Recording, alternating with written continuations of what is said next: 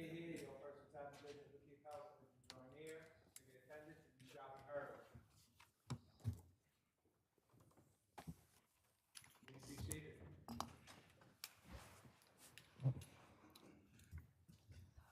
Good afternoon, folks. Welcome to the Appellate Division, First Department. My notes say here we have more than 7 hours of argument time. And I know it's cold outside, but I don't imagine all of you guys want to stay for 7, 8 hours here. So what I would ask is to request the time you need to convince us of your best positions. We are, I assure you, a hot bench and have read your arguments, reviewed the record, the briefs, and are prepared to engage.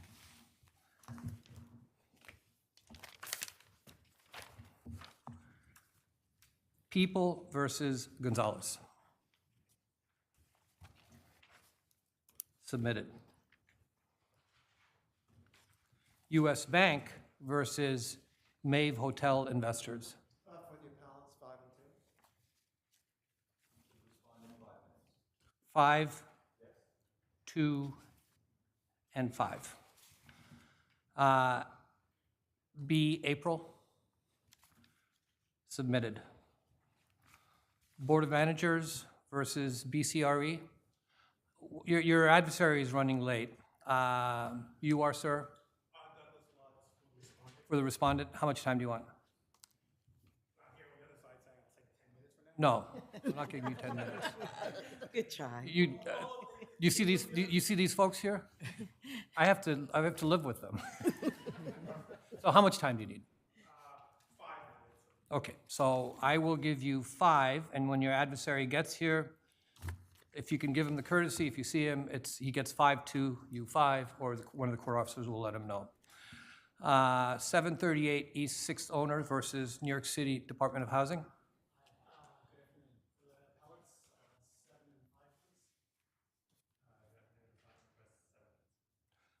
7, 3, and 7. People versus Carell.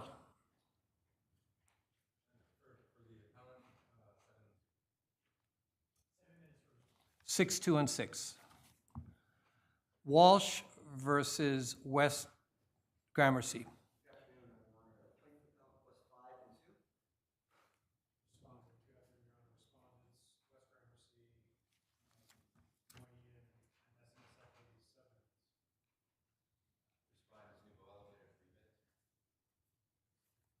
Uh, 5, 2, 5, and 3, and I do want to make a note for the record that Judge Rosado is recused from this case. Jagdeep versus Bordenhouse.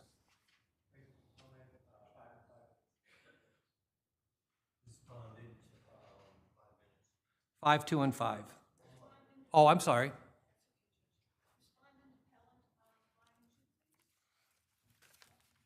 You have an appeal in here too? Okay, so it's 5, 2, 5, 5, 2, 5, 2, and 5.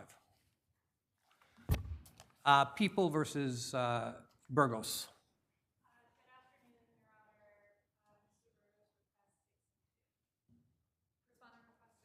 6, 2, and 6. Krimi versus Corey. 7 and 2 should be fine, maybe less. Good afternoon, defendant respondent moment, 6. 5, 2, 5, and 3. Roosevelt Lee, 38 versus Bornstar America. Good afternoon, plaintiff appellant, Your Honor, 3 minutes. 3 minutes? And you want time for rebuttal? No, Your Honor. Okay, you just want 3 minutes straight. I'm going to hold you to it. Okay, counsel? You don't get his rebuttal. 3 minutes. You got it. People versus Gonzalez. What happened to Madera?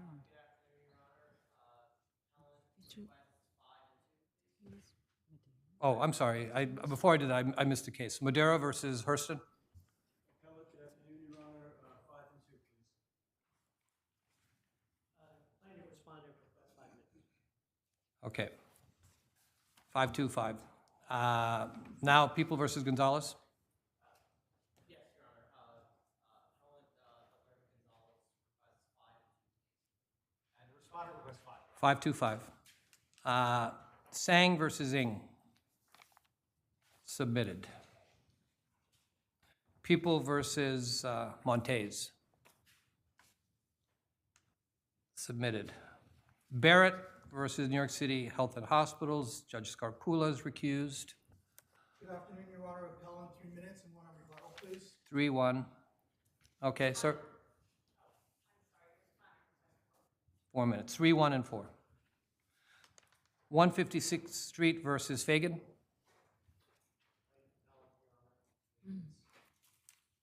Did you make a request? Because I have an indication that it's submitted. Did you make a request for argument? So it's a non-enumerated appeal. Your adversary is not here, so I'm not going to grant you any argument. Okay?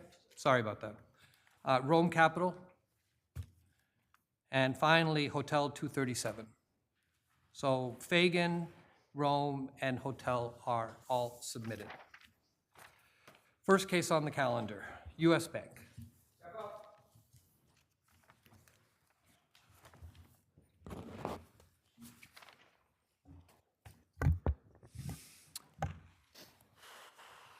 May it please the court, my name is Robert Kaplan. I represent the defendants, appellants in this case.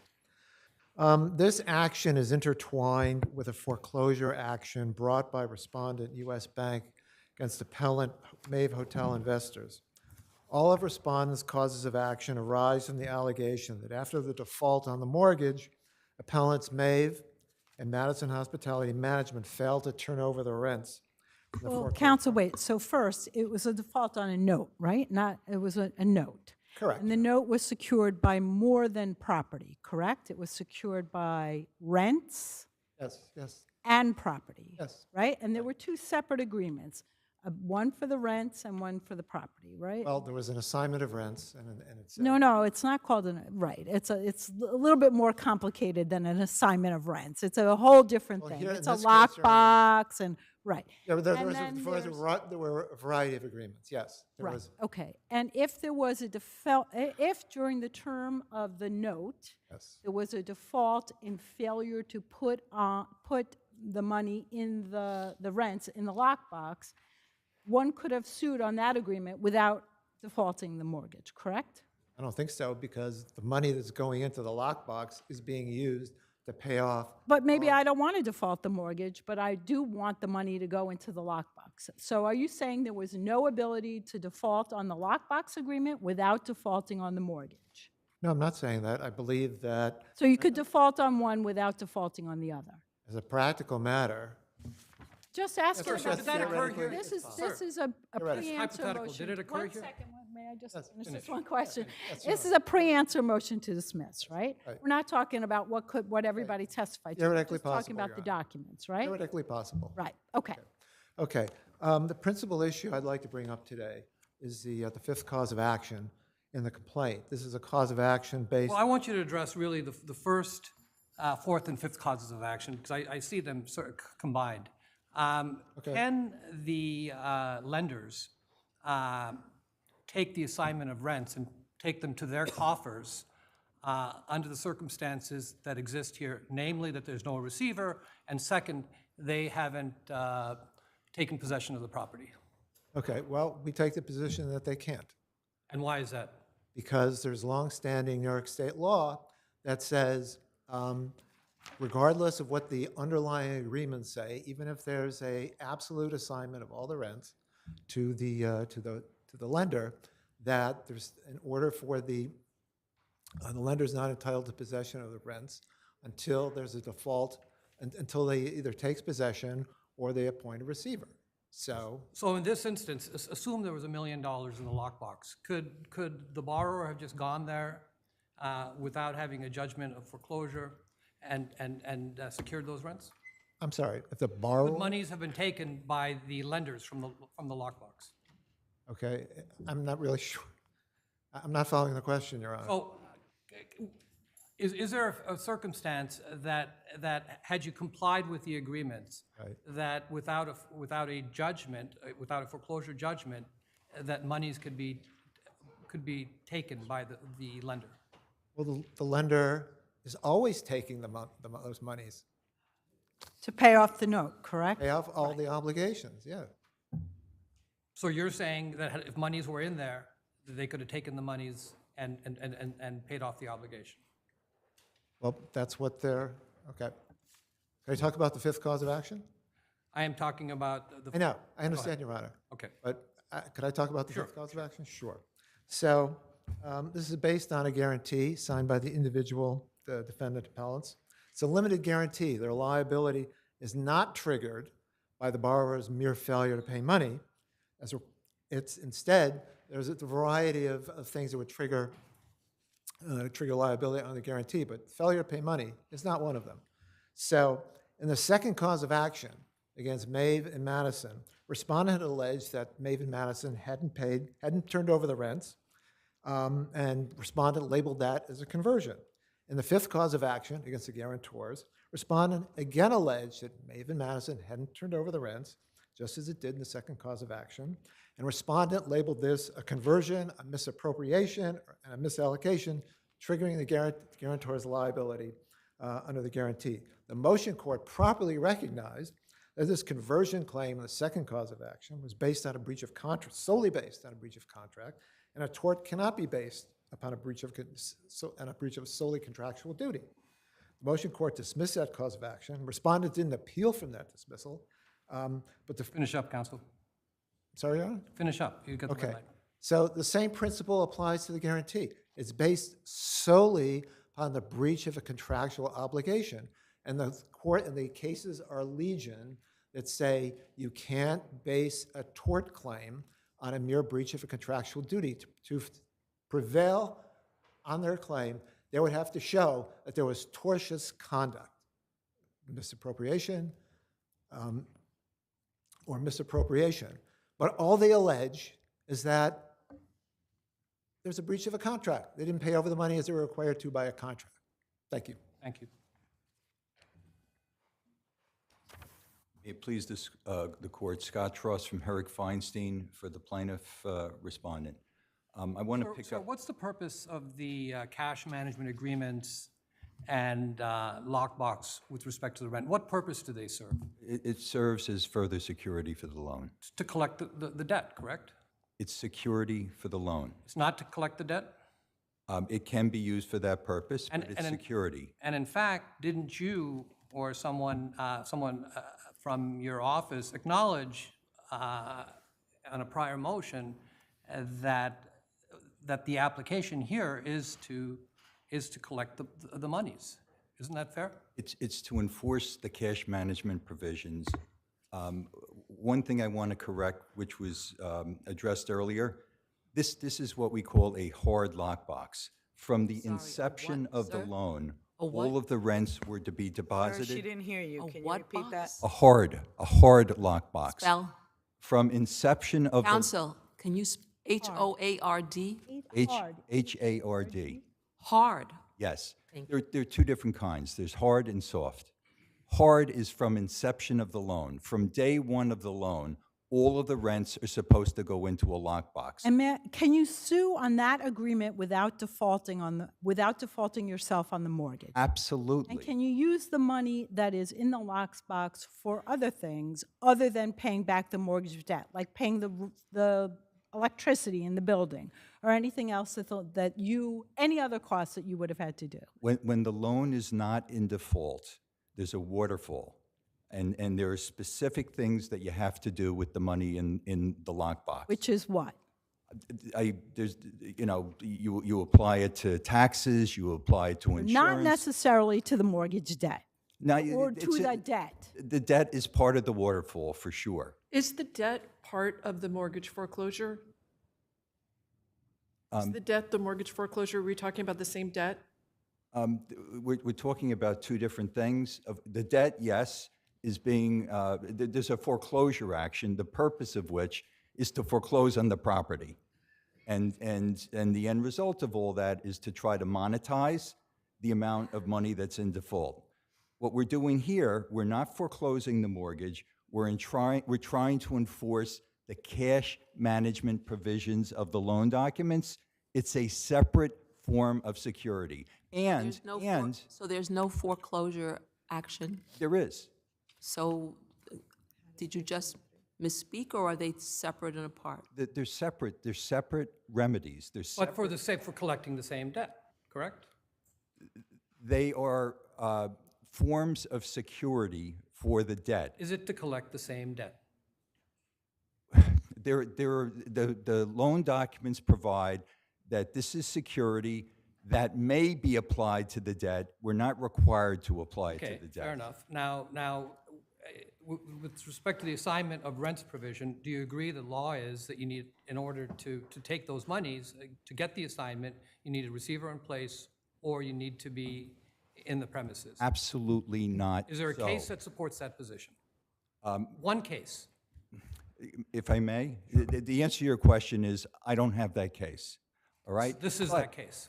But this is the case, yes. But the difference between what you just described and what we're doing here is there are cash management provisions in the loan documents. And we, from inception of the loan, were entitled to collect the rent. There was no requirement. So are you saying that you're talking about a contractual right? And the parties can do whatever they want under the contract, Yes. right? They can say, I'm not going to have to elect by remedies, which they did here, and said, I'm not going to force you to elect one remedy over the other. They said, we are entitled to this money without a receiver and without anything else. It comes directly to us. And they did that contractually, correct? And also without a default. Without a Right? default. From That was- inception of the That was loan. going to be my question to you, counsel. So we know that the owner of a property is entitled to rent under the mortgage until there's a default. So who's the owner in this sense? Who's the owner here? In this case, we are, the lender is. From inception of the loan, the lender was entitled to the rents. This is not a garden variety case.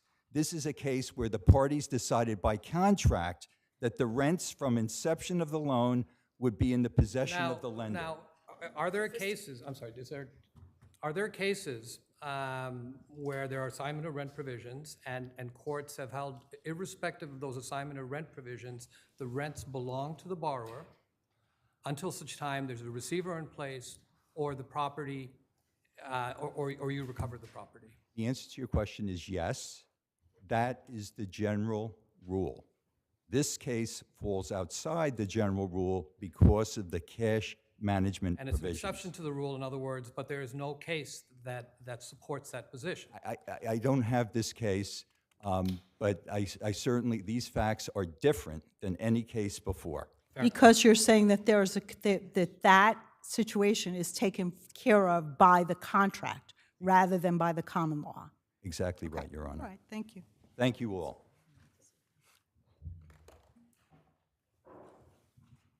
I just want to have one point I'd like to bring to the court's attention.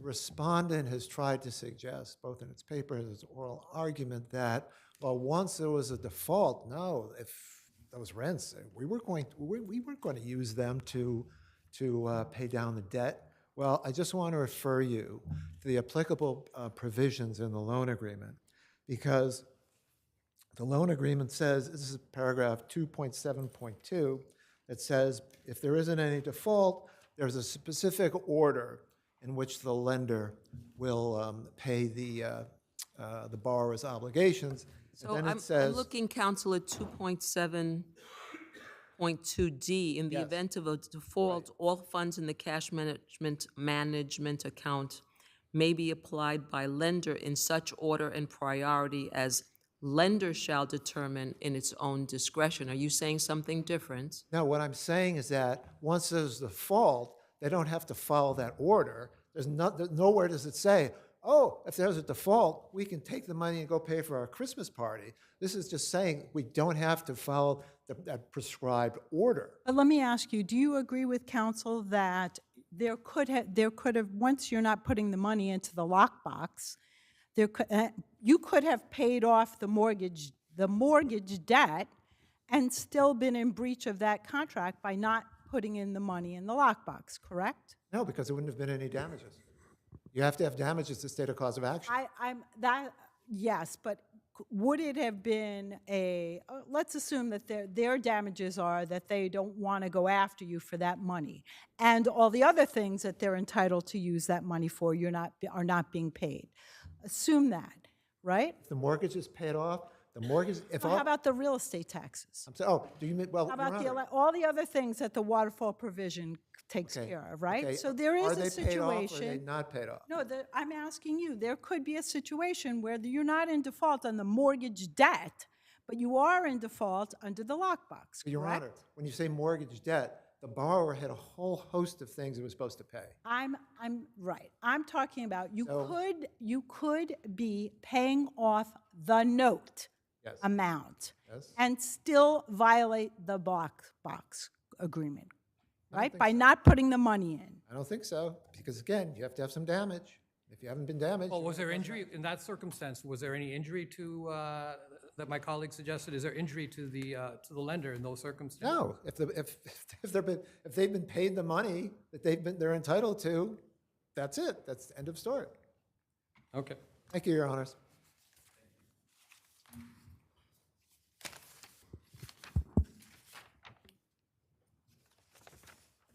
Do we have two sides on Board of Managers? Is it just? Come up.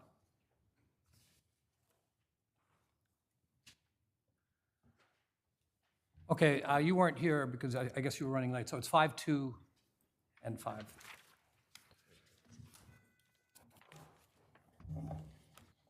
You may proceed, counsel.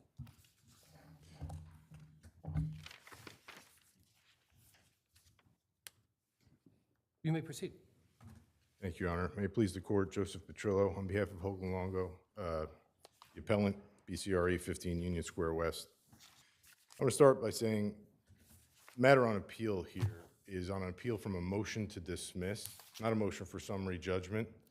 So we don't have all discovery in, not all paper documents are in, no examinations have been taken. This is on the papers itself. And that's through the prism through which I'd like at least part of this to be viewed. For example, my colleague here talks about that this is a claim for purely economic damages. That's unknowable at this point. The plaintiff, we have just, I believe this week passed, a motion to compel because the plaintiff still hasn't responded to bills of particulars. There are still RAND reports, which are expert reports for the plaintiff still coming in. We don't know the extent of the damages, so we can't know that this is a purely an economic damages case. Moreover, and more to the point here today, we've had some document exchange, but I believe there's a question as to the interpretation of this agreement, of this contract, of the provision at issue. The Supreme Court said, you know, this is a clear provision, unequivocal, all claims means all claims. We respectfully disagree, and we think at least the indemnification provision makes there some question as to whether these can be read in concert or whether they're at odds with each other. I realize that, you know, I'm sure my colleague here can say the affidavit by BCRE's representative self-serving, but he says, I didn't read that accrual provision as applying to claims for indemnification. And I think it's a perfectly reasonable interpretation of this contract. What does the provision say? Doesn't it say all legal causes of action? All legal causes of Is action. indemnification a legal cause of action? Yes, indemnification is a legal cause of action, but where there is any room for ambiguity, I believe that we need to explore that further through the course of discovery. This provision, all legal causes of action, says all legal causes of action between the parties. It doesn't say among the parties and somebody else. It does not mention indemnification, and even in the papers that the respondent submitted, there's another provision of the contract which says on contract termination, all limitations to the contract, indemnifications, et cetera, survive. Again, if the goal of the court is to read this contract in concert, you don't just take one provision out. And while we're here, let's talk about, through the respondents' papers, we see things like in the typical construction contract, you file a suit early on against third parties. And the typical is, well, in the typical construction project, lawsuits don't arise till years down the road. And the construction of this contract that they would have you accept is that my client, a sophisticated entity, basically agreed 3 years after this contract, you're done. That doesn't make any sense if we're viewing this through typical construction contract interpretation. And again, this is a motion to dismiss on the papers. Their argument in their brief is your client, PCRE knew what it was agreeing to here and knew it was cutting everything off after 3 years. There's no way you could know that without asking my representative who submitted an affidavit, it's in the package, saying he didn't understand that. He understood this indemnification claims would survive. So, so you're just talking about the indemnification part of the breach of contract claim? That's right. Everything else is pretty much. I can.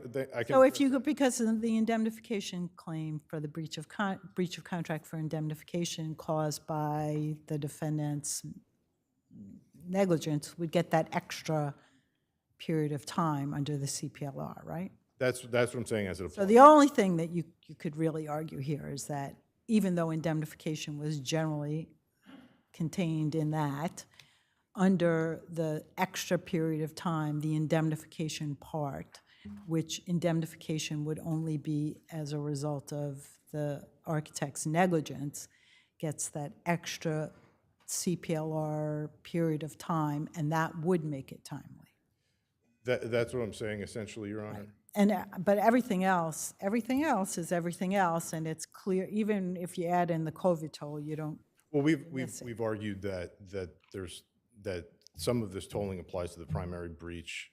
We've seen this in the papers, and we've also argued that even if you apply it to the primary breach, though, you're still a month out. Well, they say we're a month out. We say that 214D extends it another 120 days. That's only for you, but I thought I mean, you're arguing that's that's because of the indemnification has to do with the architect's negligence. Certainly for the indemnification, but it may also extend to primary. Why would it? How could it? Because that section only deals with negligence. That extra 220 days only deals with professional negligence claims. There's some, well, let me say, I have an understanding under the law that where it's professional malpractice, it can apply when you're calling it a breach claim. Doesn't matter what you call it. Thank you, counsel.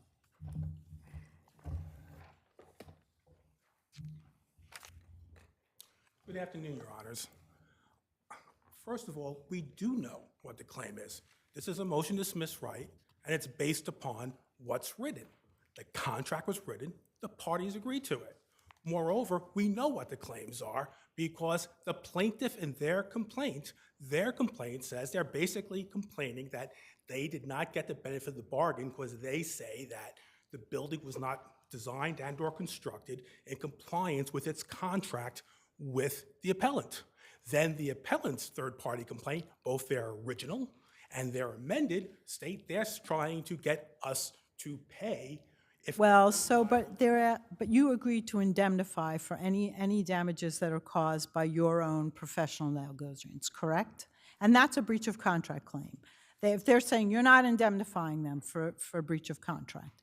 We agree that the indemnification clause only applies to claims that arise out of negligence. But it's their claim for breach of contract because they are saying you are not going to you have not agreed to indemnify us for anything we have to pay because of your negligence. That's a breach, straight up breach of contract claim. I don't think that's controversial, correct?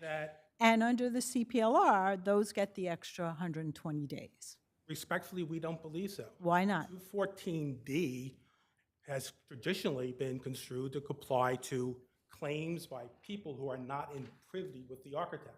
They apply to claims for personal injury, But does property it damage, or say death. anything? And What? Does the statute say that it's limited in that way? The statute says it's for claims of personal injury, other property damage. Let me stop you there for a second. Isn't there a claim here that there was property damage, there was flooding, there was destruction of tenants' property, et cetera, et cetera? Why wouldn't, at least with respect to some of those non-economic claims, why wouldn't there be indemnification for at least that component? Again, the underlying complaint only alleges damages, seeks damages for not getting the building as they thought they were going to get it, based upon the contracts and the offering plan incorporated therein. The third-party complaint against Perkins Eastman only seeks damages to the extent they pay to the plaintiff, so there are no damages to other property. And in fact, as we put below, and we put in our papers here, we're talking about there is no allegation of damage to other property. There's no one who says a beam fell down and I got hurt. A beam fell down and broke my antique table. There is not a single claim of that listed anywhere. Is code compliance separate from a breach of contract claim? That the architect did not follow code compliance, that the designs were out of Compliance code? would be part of the contract, because I believe the contract states that they're supposed to be in compliance with the code provisions. The contract says that. Everything here is basically a breach of contract claim. The parties knew what they were doing. Perkins Eastman accepted a low fee for the amount of work that was done here, and in return, they got a limitation that they could have agreed to. And there's no reason to change it now. So it's your position that even if there was some kind of design defect which resulted in water leaks, which damaged floors, personal property, that they wouldn't be entitled to indemnification for at least that part of it? Well, your thing has two parts. One, the floor would be part of the work, the design project. If it's destroyed because of water, a new floor has to be put in someone's apartment. This was a gut renovation and adding 7 stories. The floor is part of the original work. And again, there is not a single allegation in the complaint. There's not a single allegation in the 180-page plaintiff's survey of damages, which says that you can point to and says, because of a leak or because of anything else, that someone's personal property was damaged or someone's property that is not part of the project of building this condominium. Wasn't there an expert Counsel, I report? wanna- I'm sorry, go ahead. Wasn't there an expert report that said that part of the damages were that the pitch was wrong or something was wrong that caused water damages? The report talks about an issue of pitch, but again, first of all, it's not an expert report because there is not a single affidavit from anyone saying, I am an architect, I am an engineer, and they violate the standard of care because of these events. All they did was staple to their papers a survey report. And if you go through the survey report, most of what they allege, which I guess is outside this, is construction defects. And they don't allege anywhere. You will not find a single time where they say the owner of condominium 13E says, hey, because of a design flaw or a construction flaw, we had a leak and the leak damaged my Monet or damaged. So, counsel, let me ask you a question about the accrual provision. 2.9.1.10 of the Architectural Services Agreement. Your adversary asks us to note that the initial language of that section says all legal causes of action between the parties. And he points out that it doesn't say among the parties, therefore implying or indicating that it can only be between two parties and not concern anything else. What do you have to say? This contract was between the appellant and Perkins Eastman. There's not another party who signed off to this contract. 2, their claim is a claim by them against my client. There's nothing here involving among parties. And I would say that if with 2 sophisticated entities negotiate a contract, I assume with attorneys, because it's a 60-page contract that took, with pages and pages of cross-outs and revisions or proposed revisions in it, that you can't say, well, I thought because it doesn't use the word among, that it won't apply to me in a two-party contract? That's absurd. Thank you. Thank you, counsel.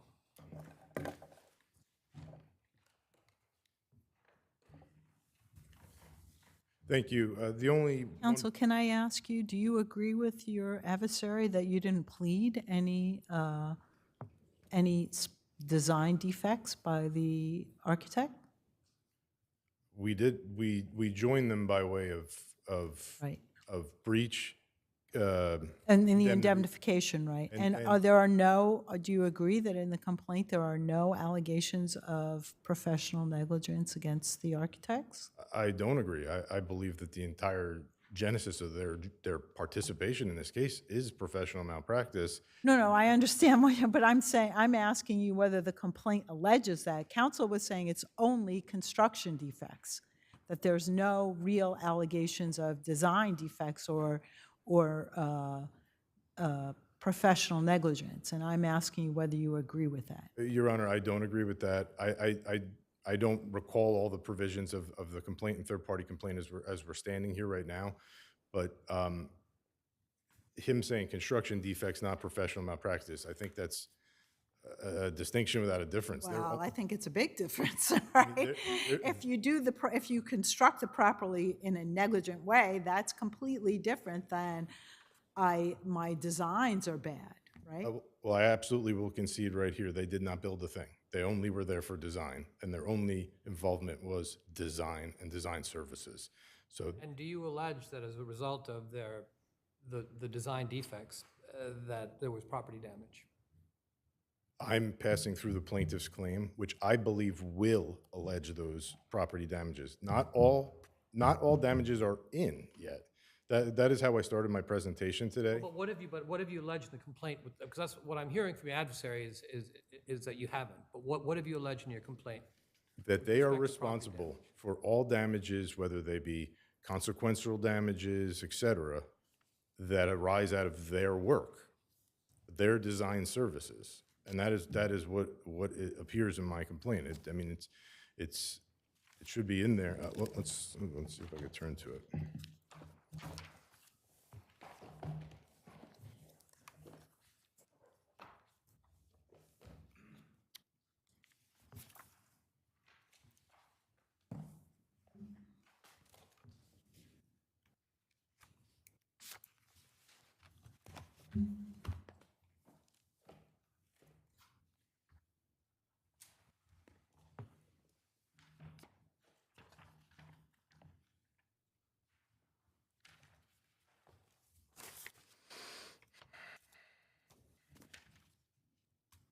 Effectively designed, that's paragraph 25 where we identify them. You're saying paragraph 25? And where do you identify the property damages?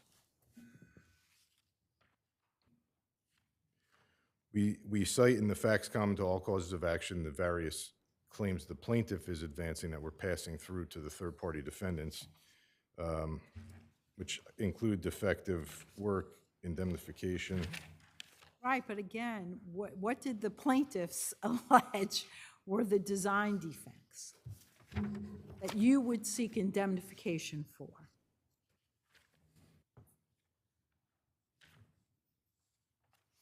Well, the plaintiff didn't directly allege design defects. They alleged, you gave us a building which is causing all these damages yet to be determined, and we are saying, to the extent that's caused by design, that's your damages to... Yeah, but okay, but you have to have something more than that. There has to be some factual basis.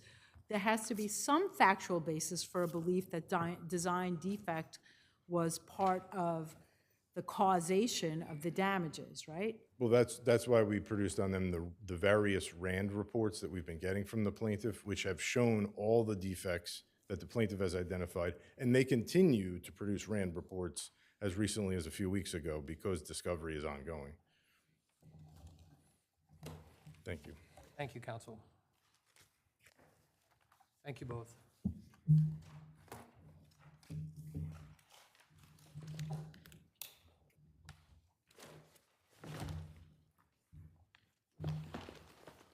(738) East, 6th owners versus the city.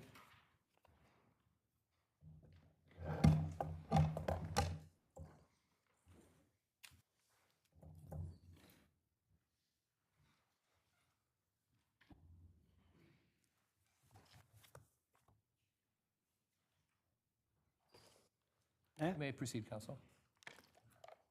Thank you. If it pleases the court, Joseph Goldsmith from Cooker Marino, Winarski, and Bittens for the appellants.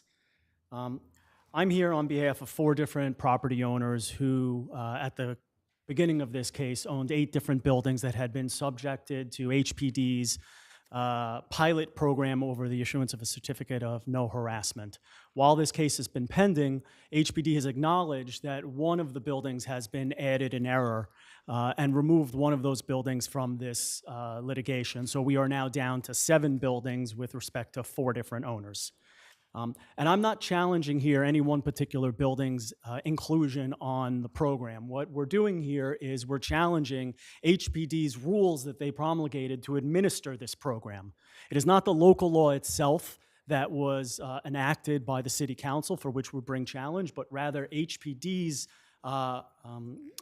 administration of this particular program without any rules or requirements that protect the individual owners or provide them due process before they make an ultimate decision to include this building or any one of these buildings into the particular pilot program and subject them to the obligations now to go through this process and to get HPD's permission. Are you saying there's no criteria, counsel, in determining which buildings indicate substantial distress?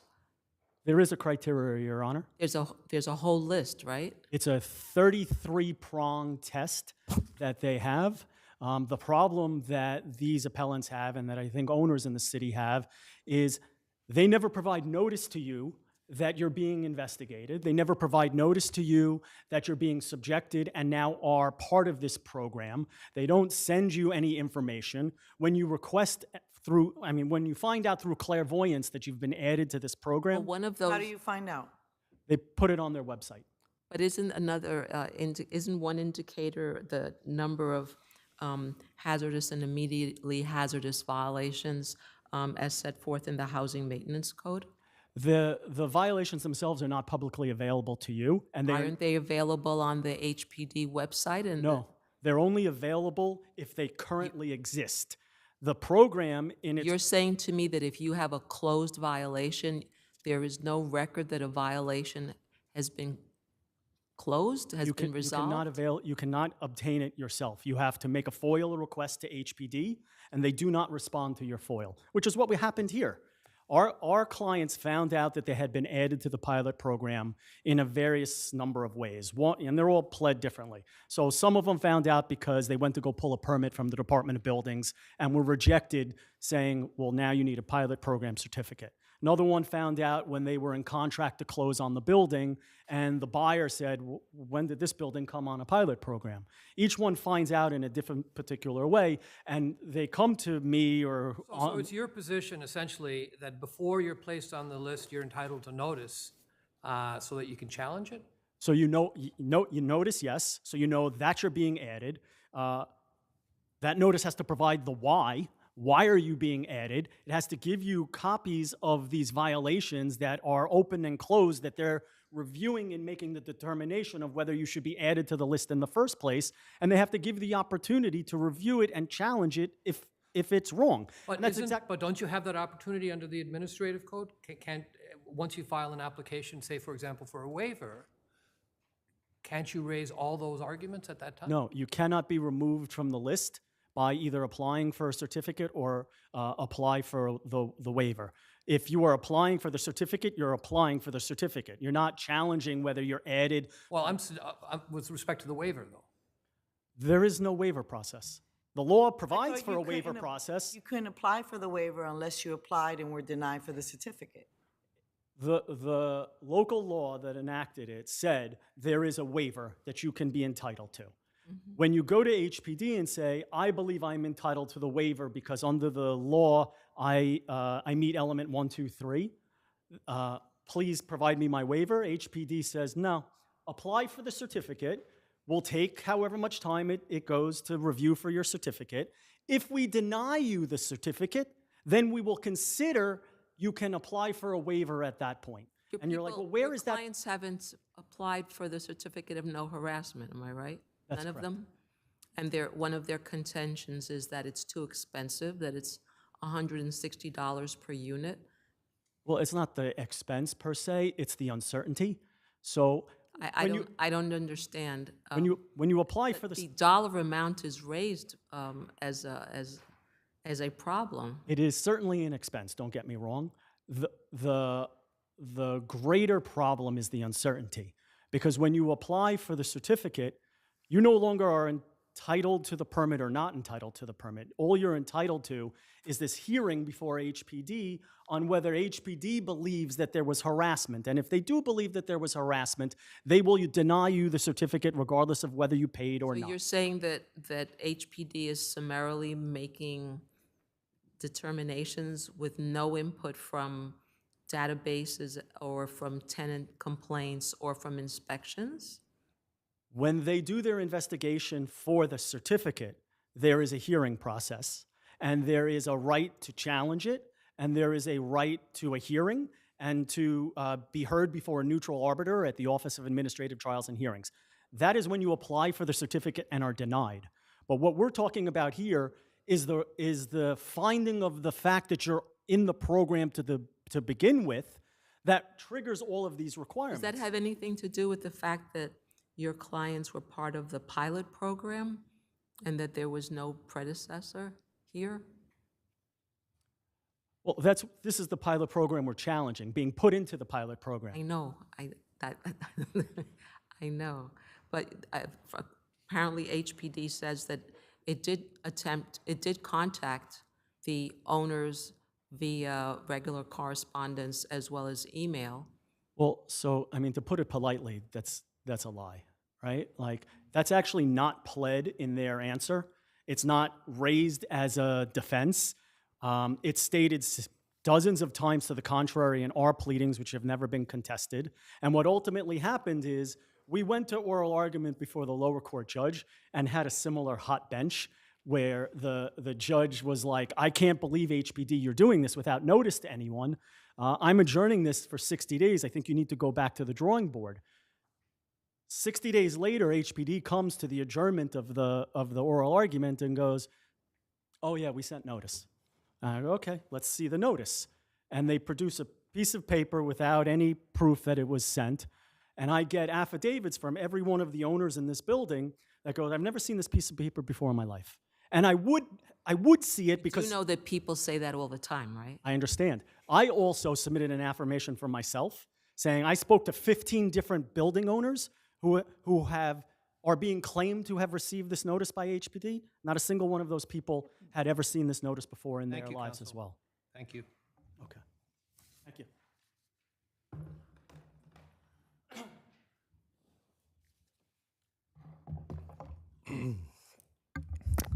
May it please the court, John Shepwong on behalf of— So what I'm hearing from your adversary is that the biggest concern is they're placed on the naughty list without notice, without an opportunity to contest that. What's your view in terms of, is that a due process violation? So there's a couple of pieces here. I think that counsel overlooks the fact that they have to identify an actual constitutionally protected property right first. Placement on the list does not encompass a property right, so there is no further analysis required of the procedure, the notice, whatever hearings are required. And I would just emphasize there are hearings required at the only point that any potentially protected property interest might be implicated. Is lower property values, because that's what they allege, that by placing the building on this list, the values go down. Is that a right that could be protected? That is not a protected property interest under any case law referring to the procedural due process clause. It's, and the right to sell your property at your chosen price is not a legitimate expectation. It's not a legitimate claim of entitlement. Right, there are plenty of things that could, moving a certain thing, hospitals next door. There are a lot of things that we choose as a society to do that could make property values fluctuate, correct? What point do you think that the building owners have a property interest that is deserving of or is required to have due process? I don't think that there is a property interest at any point in this. You don't think process if you say because you can't get a that's- waiver or you can't get a construction permit, that's not a property right? I think that, so first, I think that they have to establish that they would have been entitled to a permit that they are seeking. So they haven't made that. At that point, is there a requirement that they have a hearing and have some due process? So there's two issues, I think. So number one, they are granted this hearing at the certificate of no harassment. But if there is a reasonable cause to believe, if HPD determines that there is a reasonable cause to believe that harassment has occurred and a certification might be denied, they are entitled to a hearing. They are entitled to produce evidence. They are entitled to contest any form of harassment, that HPD's evidence of harassment before any certification is denied. They have a right to appeal a determination? Yes, Your Honor, they have a right to appeal. Through an Article 78 or something else? And Article 78 is... Is that the only avenue? I believe there is an administrative oath process involved here as well.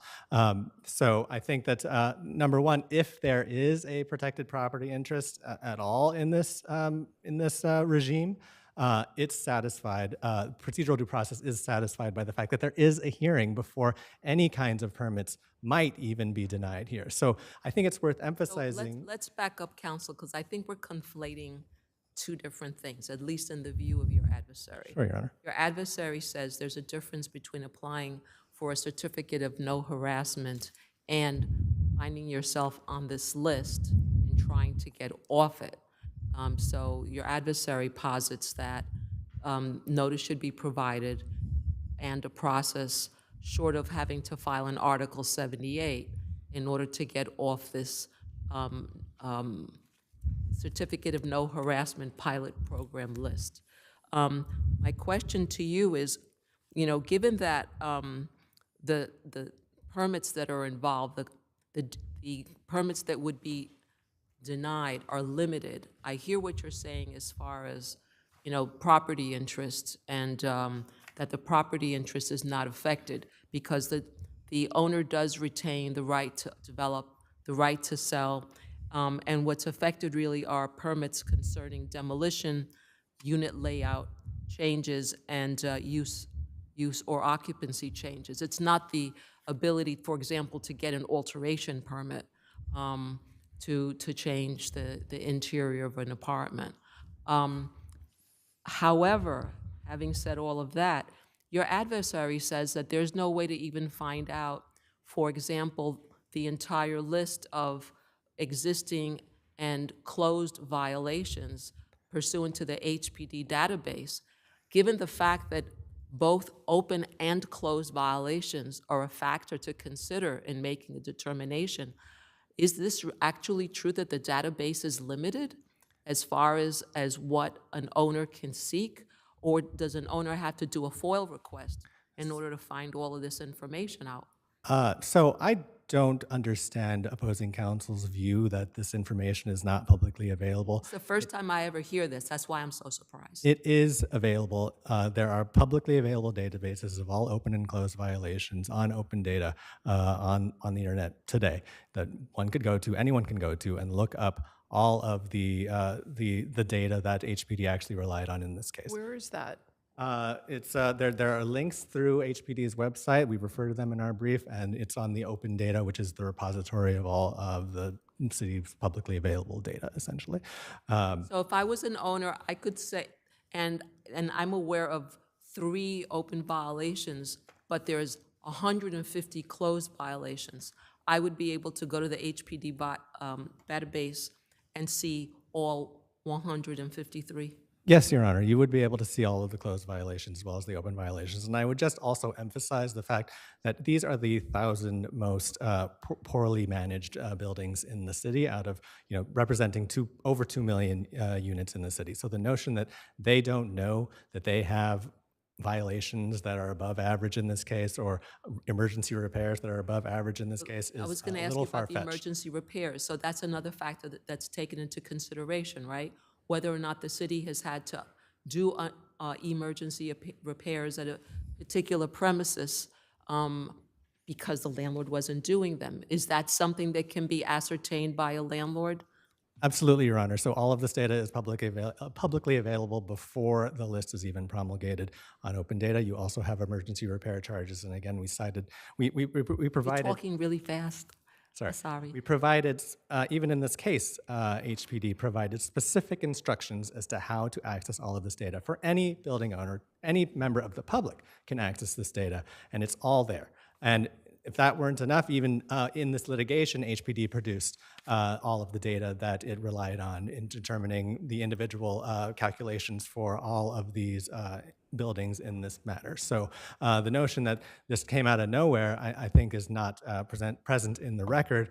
Every building owner could have determined all of their violations, all of the factors that go into the BQI. Thank you, Your Honor.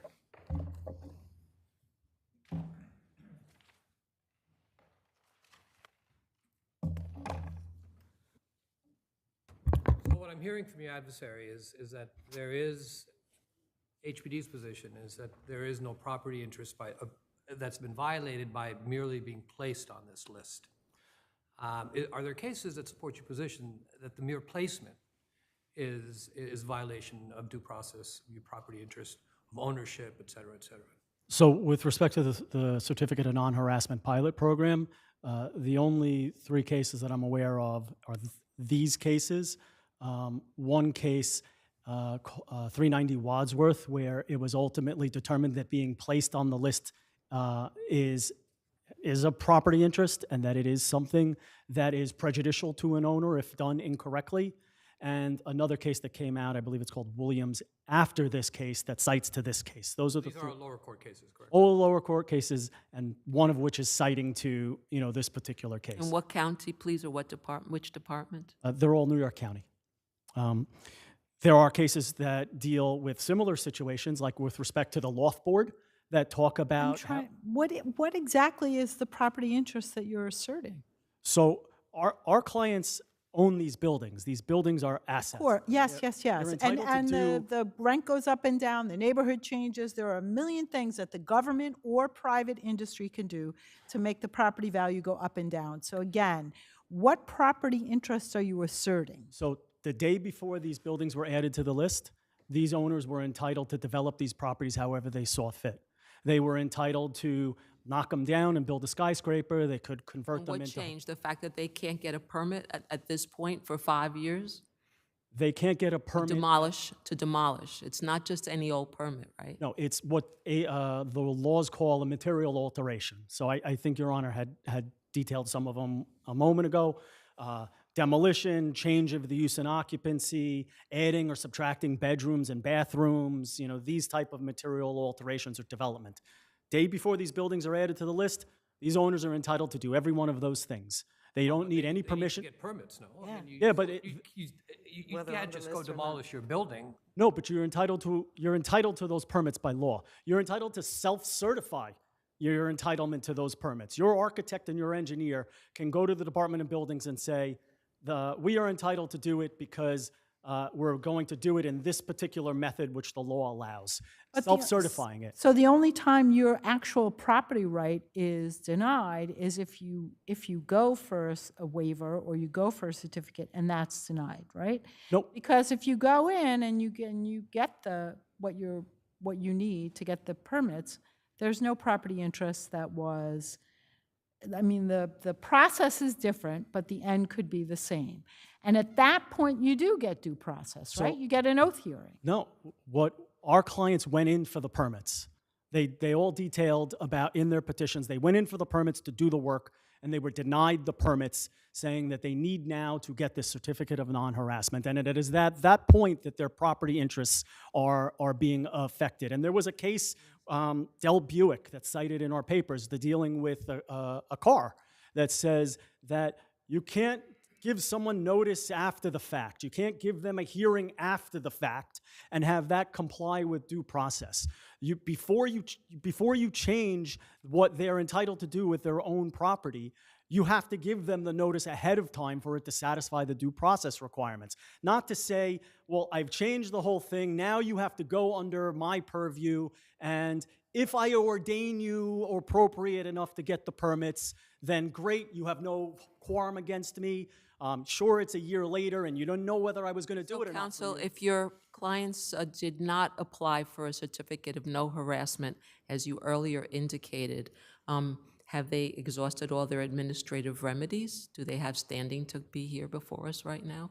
Yes, again, because we are challenging the addition on the pilot program, not an approval or denial of the actual certificate.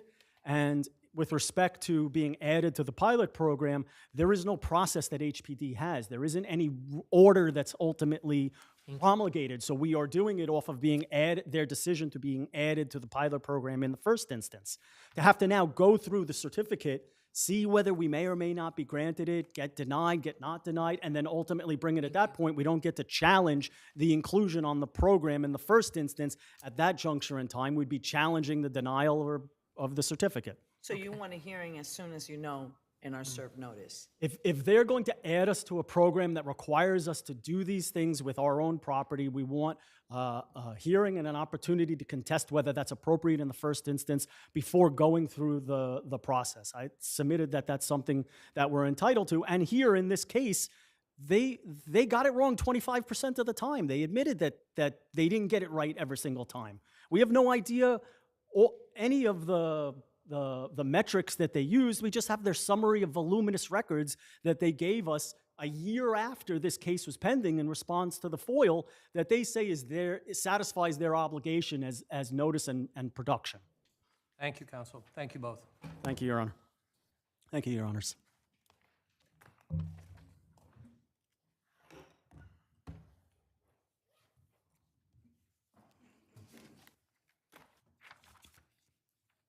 People versus Carell.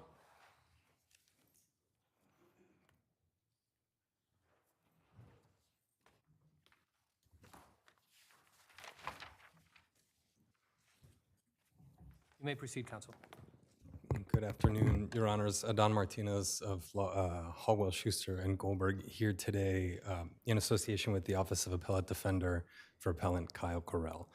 Mr. Carell's enterprise corruption conviction must be vacated. It must be vacated because the convictions underlying that enterprise corruption conviction themselves must be vacated as they rest on legally insufficient evidence.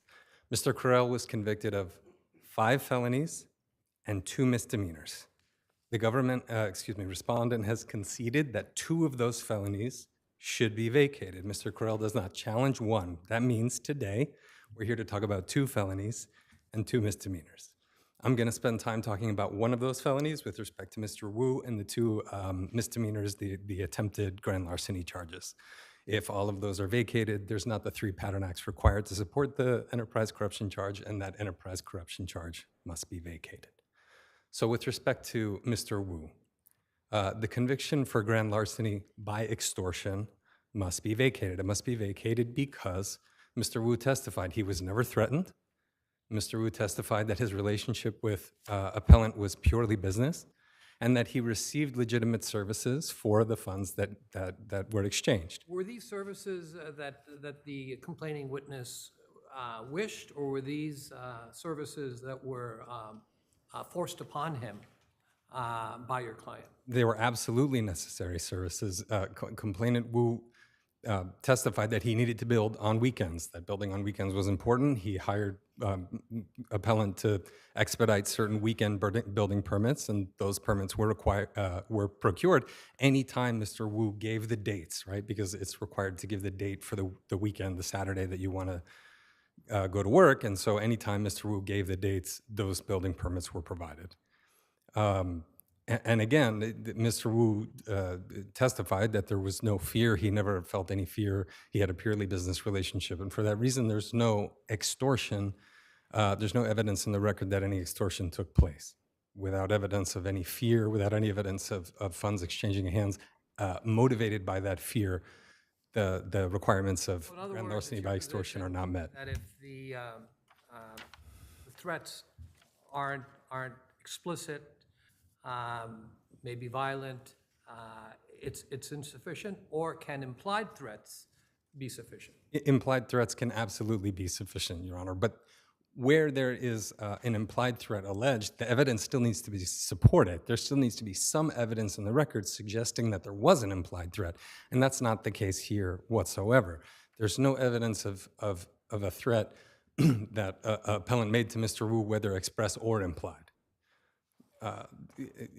And certainly not of the kind alleged in the indictment. So the indictment alleged something very specific, which was a threat to call the Department of Buildings to report certain violations. And the record doesn't contain, it's an extensive record, but the record doesn't contain any evidence that that kind of threat was made to Mr. Wu, that Mr. Wu then was under duress because of that threat and therefore engaged in the business with appellant.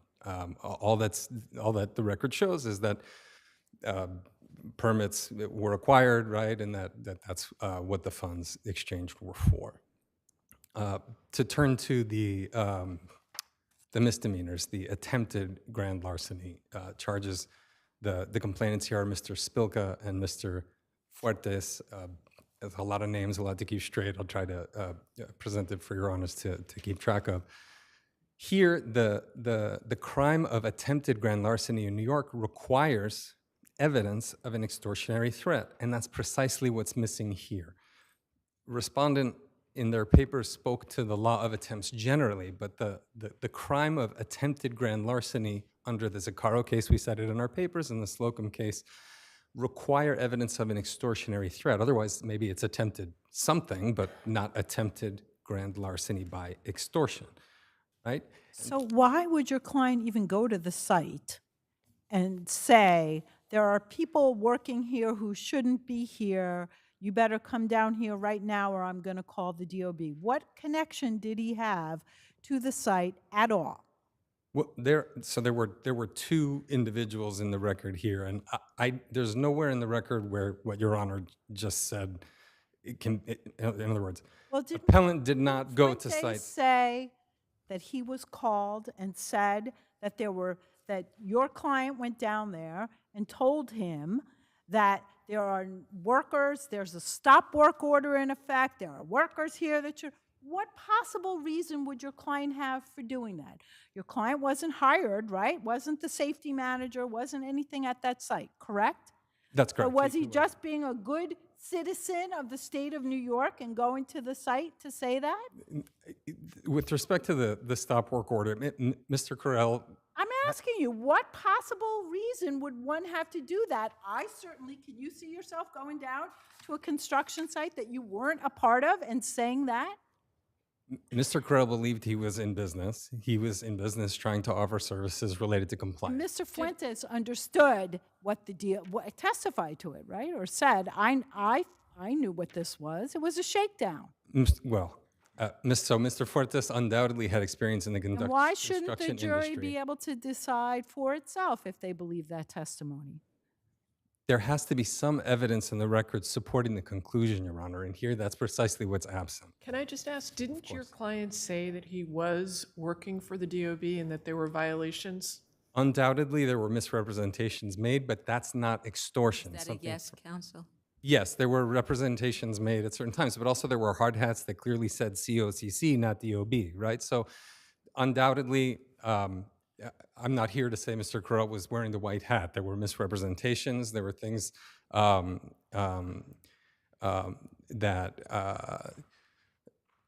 even if they are not so innocent, do not rise to the level of extortion. And we have to hold the respondent to its evidence. And here the record told Mr. Fuentes that the problem was going to continue if he didn't come to the site.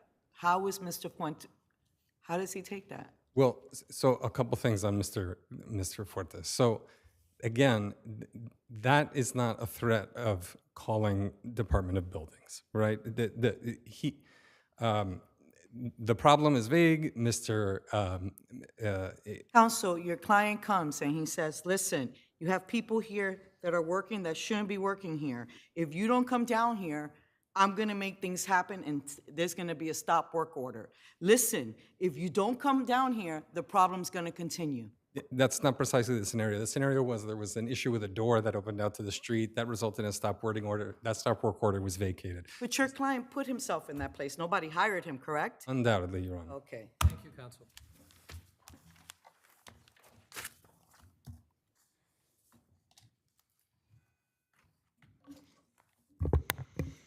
Good afternoon.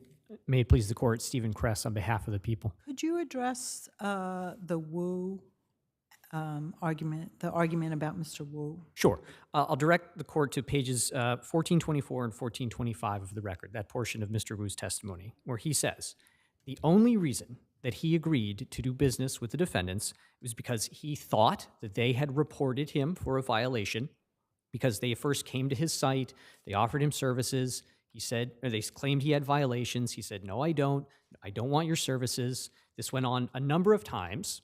And then what do you know? He gets a violation and he decides, okay, well, maybe I should do business with these guys, because he suspected they had reported the violation and he thought that if he did not do business with them, that this would continue, that the calling of the violation specifically would continue. So it wasn't that when they first came, he said, sure, I want your services, right? Absolutely not, Your Honor. He said, no, I don't need your services. Repeatedly denied them. And my understanding from the testimony was they said to him, if you don't use us, bad things could happen, or something to that effect. So with Mr. Wu, there was not an express threat.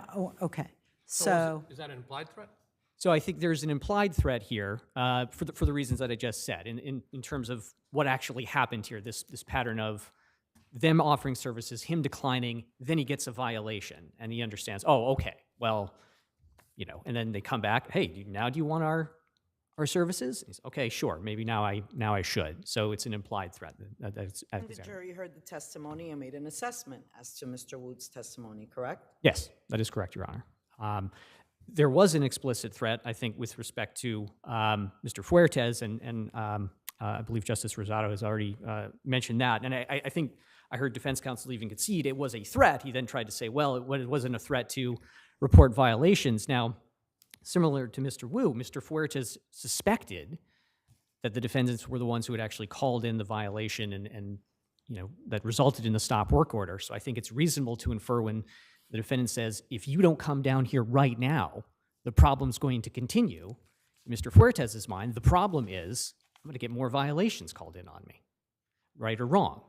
And I'll briefly touch on the other attempted grand larceny count, Mr. Spilka. Again, he's an experienced professional in this industry where unfortunately shakedowns are not uncommon. You have the defendants come to his property. Again, falsely claim they were from the DOB, and unfortunately they didn't realize they were dealing with somebody who worked for the DOB. Claim he has violations, he doesn't. At this point, he knows what they're there for.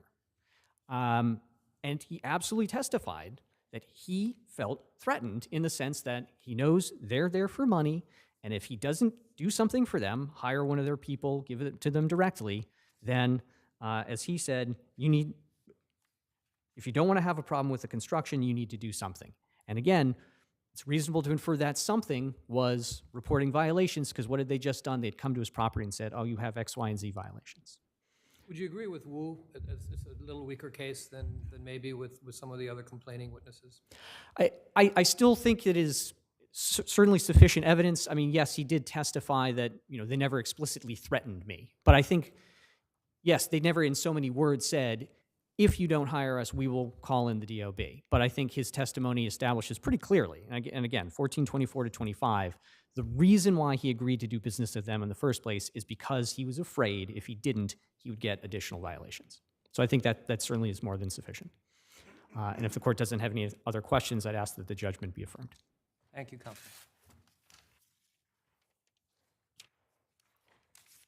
Your Honors, I'd like to just make 2 points. With respect to complainants Fuertes and Spilka, there's no evidence in the record for either of those complainants that there was ever a demand for money, that there was ever a request for money, right? So there's no attempted extortion because there's no evidence that there was a request for money or even a request to engage appellant for services, right? So again, the issue is whether there's evidence.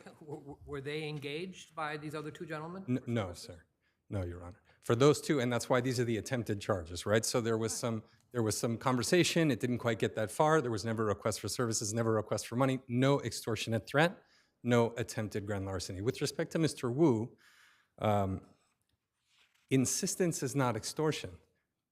And the background fear that one might have also does not make extortion. I'll just say, I'm a parent of small children. I have all kinds of fear about what might happen to them, and there's all kinds of services marketed to me, even insistently, and even with misrepresentations to try to get me engaged in those services. And if I engage in those services, it's not extortion.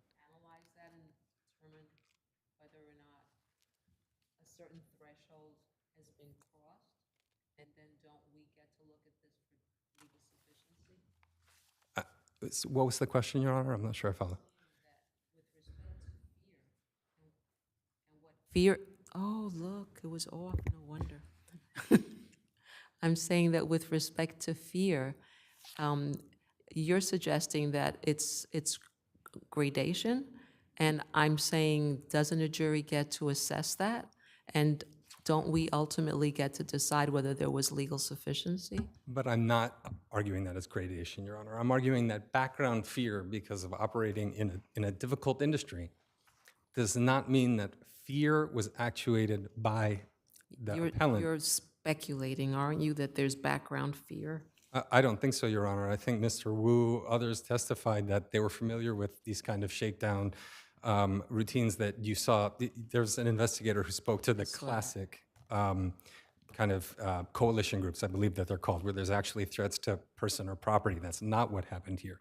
So yes, I think in the industry, there's bad actors out there, and I think the people here that we heard from had experience with that. But that doesn't mean that there's any evidence connecting the conduct of appellant to any kind of threat, to any kind of fear that resulted from that threat, to then engaging them for services. And that's why appellant asked this court to vacate the underlying charges and certainly the enterprise corruption conviction. Counsel, did I hear correct that you're appearing pro bono in this case? Yes, sir, that's correct. I want to please thank your law firm for allowing you to present a very good Happy to argument. do it. Thank you, Your Honors. Next case is Walsh versus West Gramarcy. Judge Rosado is recused.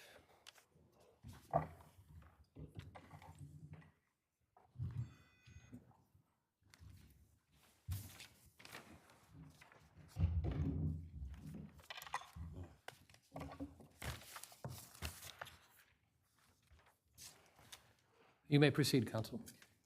Good afternoon, Your Honors. May it please the court. Kenneth Gorman for the plaintiff appellant. The trial court's decision, which disregarded Richard Kennedy's expert affidavit, finding that ASME 17.1 does not constitute evidence of negligence and was not incorporated into the administrative code, was incorrect.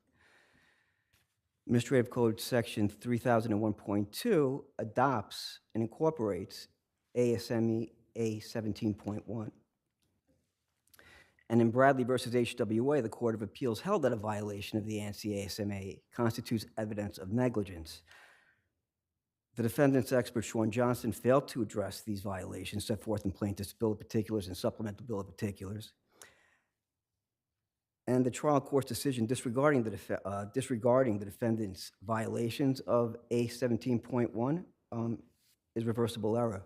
Now, regardless, the records that the defendants submitted in support of their motion, they were insufficient to meet their burden under Stewart versus World Elevator Company. The work tickets that why was it insufficient to make out a prima facie case here based on testimony that there was no misleveling for a period of time? I think there was misleveling in 2010, which was corrected, et cetera. I'm sorry, could you, I couldn't hear you. Why did they not make out a prima facie case in this case? Well, the records that they submitted were vague. They failed to submit any evidence that that they maintained and repaired these elevators on a regular basis. In Stewart, this court held that a defendant fails to present sufficient evidence of maintenance, that maintenance procedures were followed. It's not entitled to summary judgment on notice grounds or an elevator mislevels. Here, the work tickets that the defendants produced failed to specify what work was performed, what components were inspected, and 9 of the 24 tickets. Counsel, didn't we already deal with that question? Excuse me? You know, the sufficiency of the documents that were produced. Wasn't that the subject of a prior appeal? Yes. So, and when you're talking about your expert, you say your expert says that dirt or something on the roof, right? But there was no evidence that that was there on the day of the accident, was there?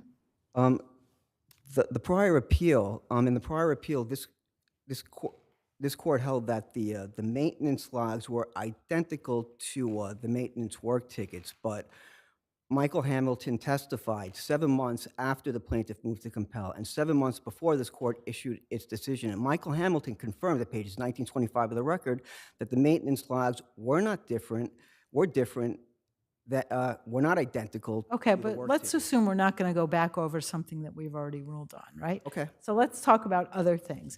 You said your expert said that there was dirt and debris that could have caused the misleveling, right? But there was no evidence that that condition was there on the day of the accident, was there? There was no investigation. This accident was never reported to the Department of Buildings, and there was no evidence that these So, conditions but were I mean, remedied. so an expert's affidavit that said that could have happened without any proof that that was actually the state of the elevator is not very useful, is it?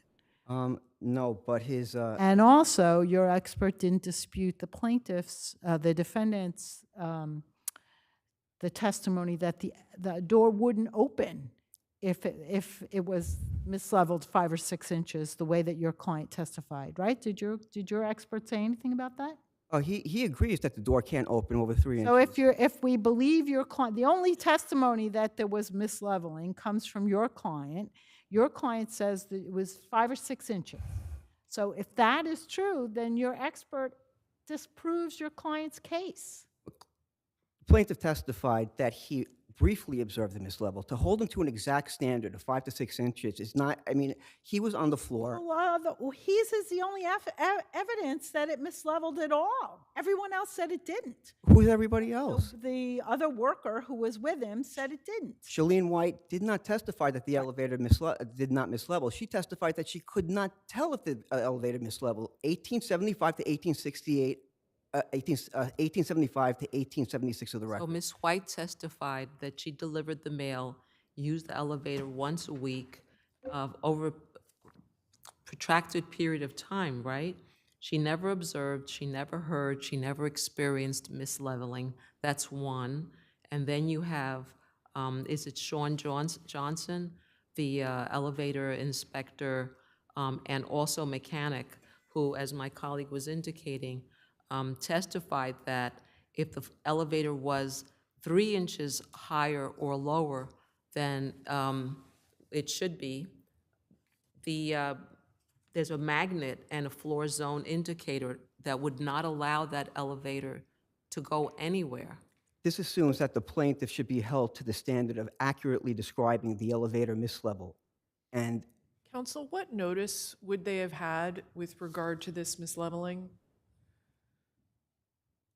well, they had violations on December 8th of 2010 and violations on October 17th of 2011. But that was Violation cleared, right, counsel? That was cleared in,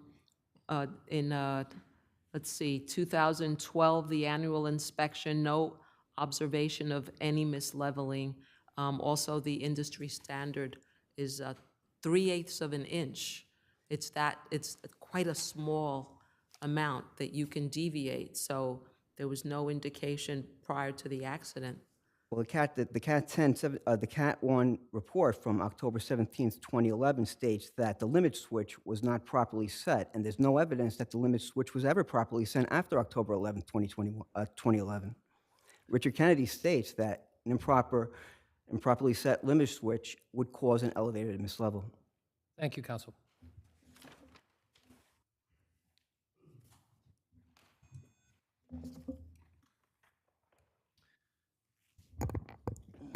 Good afternoon, Your Honors. So counsel, could you, I'm sorry, make your appearance first. I didn't mean to Sure. stop you. Michael Shacker, Gordon Reese for defendant respondents, West Gramarcy, Moynihan Group, S&S Equities. Thank you. So we know that there was a problem in 2010, right, where DOB found that the elevator wasn't level, and then the 2011 annual inspection said that the condition of the elevator was unsatisfactory. Basically, it was dirty, right? But nothing about misleveling. What's the relationship between the 2012 annual inspection and the accident in March of 2012? Okay, so the December 8th, 2010 DOB violation was a misleveling at the second floor. The accident happened at the lobby floor. And notably, the DOB noted that deficiency was corrected in July of 2011, well before the accident. Counsel's referring to a Category 1 inspection report, I believe, in October of 2011, but there's no indication in that report. And then just, by the way, that was a witnessed Cat 1 inspection by All-Star Elevator, who was previously in this case. They witnessed Nuvo Elevator doing the annual inspection. There's nothing in that report about any misleveling. Matter of fact, there's nothing in any of the 43 work tickets, 23 of which pertain to the rear elevator, that note any misleveling issue here. So that's my question to you. After the repair, is there any evidence anywhere that there was misleveling? No, the answer is no, there's not. And as Your Honor indicated, we have an eyewitness to this accident that not only puts plaintiff outside of the elevator in the lobby. About Ms. White? Ms. White, she used the elevator once a month for 4 years. Is it once a month or once a week? Excuse me, once a week for 4 years. Never noticed any misleveling. We have Susan Sahim, the property manager, used the elevator once a month for several years before. Never any issues misleveling. She testified that she walked in front of him, and the plaintiff testified that he walked in front of her. Am I right? That's right. Is that an issue of fact? Regardless if it's an issue of fact, our argument's not focused on White. White is in terms of the notice, that there's no notice. The issue here is there's no actual constructive notice to the defendants. As the trial court was correct in holding that there is no notice, and if there was a defect, which I submit there was not, we were not on notice of that condition. How about the Kennedy affidavit? Essentially, I guess that would be more of a cause and create, that the misleveling could have been caused by poor maintenance practices. That has absolutely no merit. Nuvo was there once a month. We produced 23 tickets from 2010 to 2012. Matter of fact, as Judge Getz properly noted, there was a ticket from 7 days before the accident. What's very important is that Kennedy only references 8 tickets regarding the rear elevator. That renders his whole opinion speculative. There's 23 tickets pertaining to the rear elevator. The fact that Kennedy didn't review them and talk about that, again, renders his whole opinion speculative and conclusory. A different question, the absence of a logbook is concerning. It's concerning. By code, you're supposed to keep a logbook of your elevator inspections. And what we have, according to, I don't remember who it was, but there was basically a sheet posted on a wall, and then people would check off what they did, and then it would be dumped after a year. Is that enough to create an issue of fact here? No, it is, as Your Honors brought up earlier, this issue was addressed by the court on a prior appeal and a motion to compel. Don Cristiano, the manager for Nuvo, specifically testified that the work tickets would quote unquote mirror the logbook. So the fact that the logbook is not there does not create an issue of fact. As this court held earlier in 2021, did not warrant a further response from the defendants. We produced multiple tickets, multiple witnesses. So no, my answer is no to that question. Thank you, counsel. Thank you.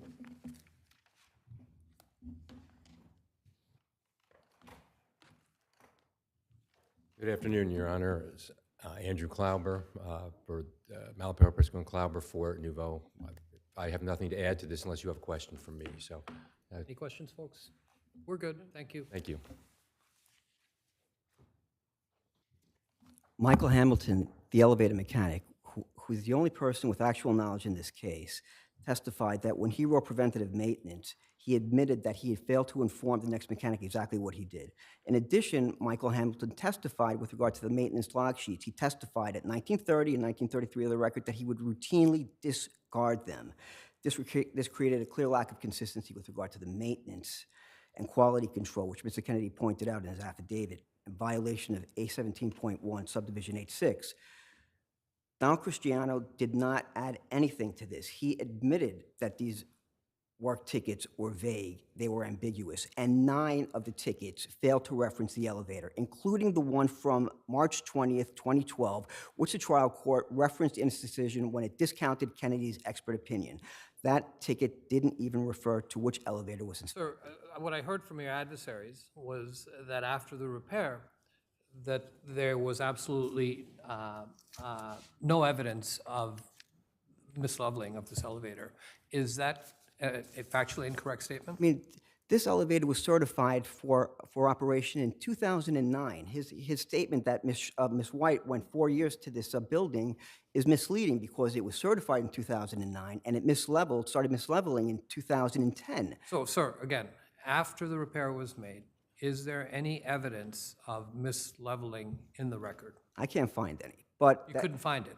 But our expert explains it. And also, it should be noted that these defendants... Excuse me, were there any complaints? Were there any observations? Is there anything, anywhere, that indicates that there was misleveling subsequent to DOB's finding? Not in the record, but we shouldn't even reach that decision when the defendants failed to produce sufficient evidence of the maintenance procedures were followed during the 2 years preceding the incident. Their work tickets were clearly insufficient under Stewart. Thank you, counsel. Thank you. Thank you all.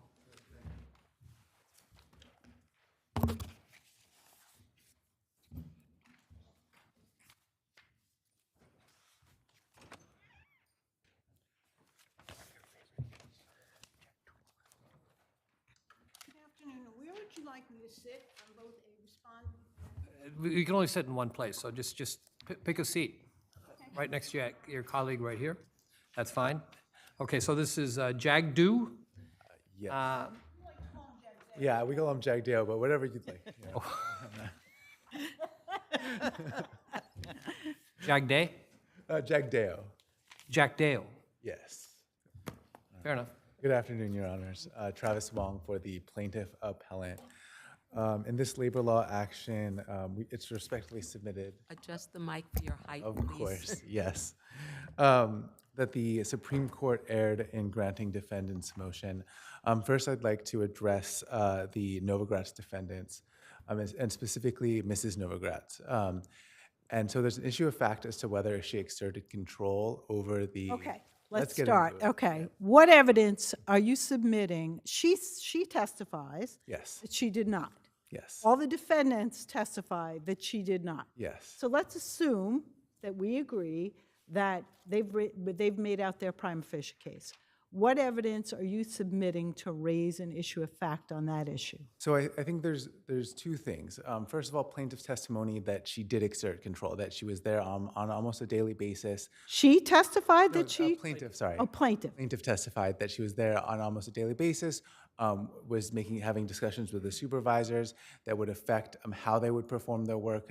No. Did she ever testify? Did she say that that your claim is that he didn't have a hard hat? It's a 241 claim, right? Yes.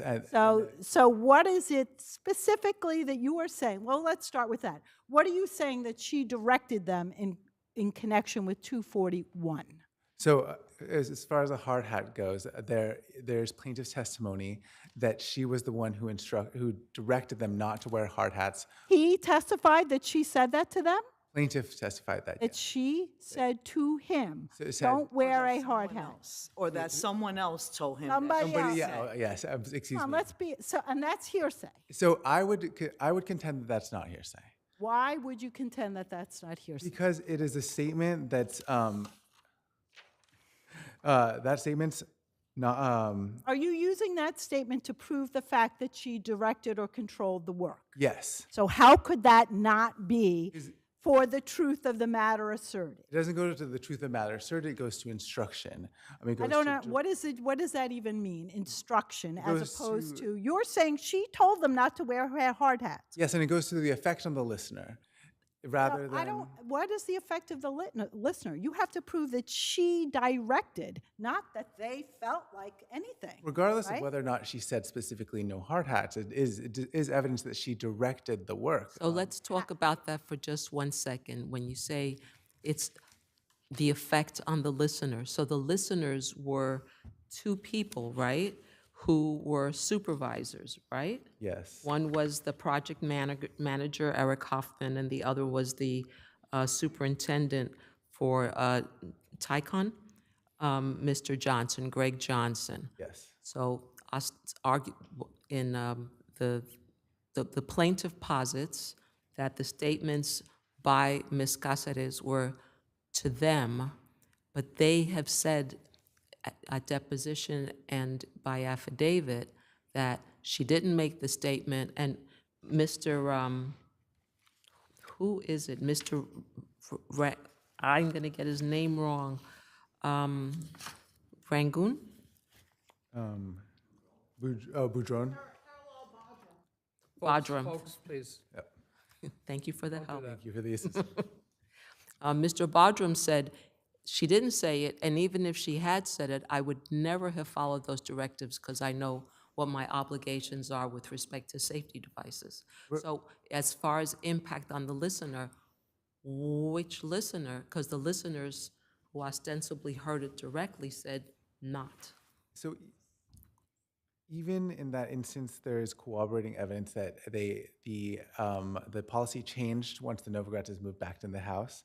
Plaintiff's not only dependent on that testimony. Right. What else that connects her to specifically the method and manner? That's what you have to show. Yes. The method and manner. What evidence connects her to that? I mean, there's also the plaintiff's testimony that she instructed them to work more quickly, which is why he was. And we have required tons to of crawl- cases Which that is why say he that's was not enough, right? Specifically required.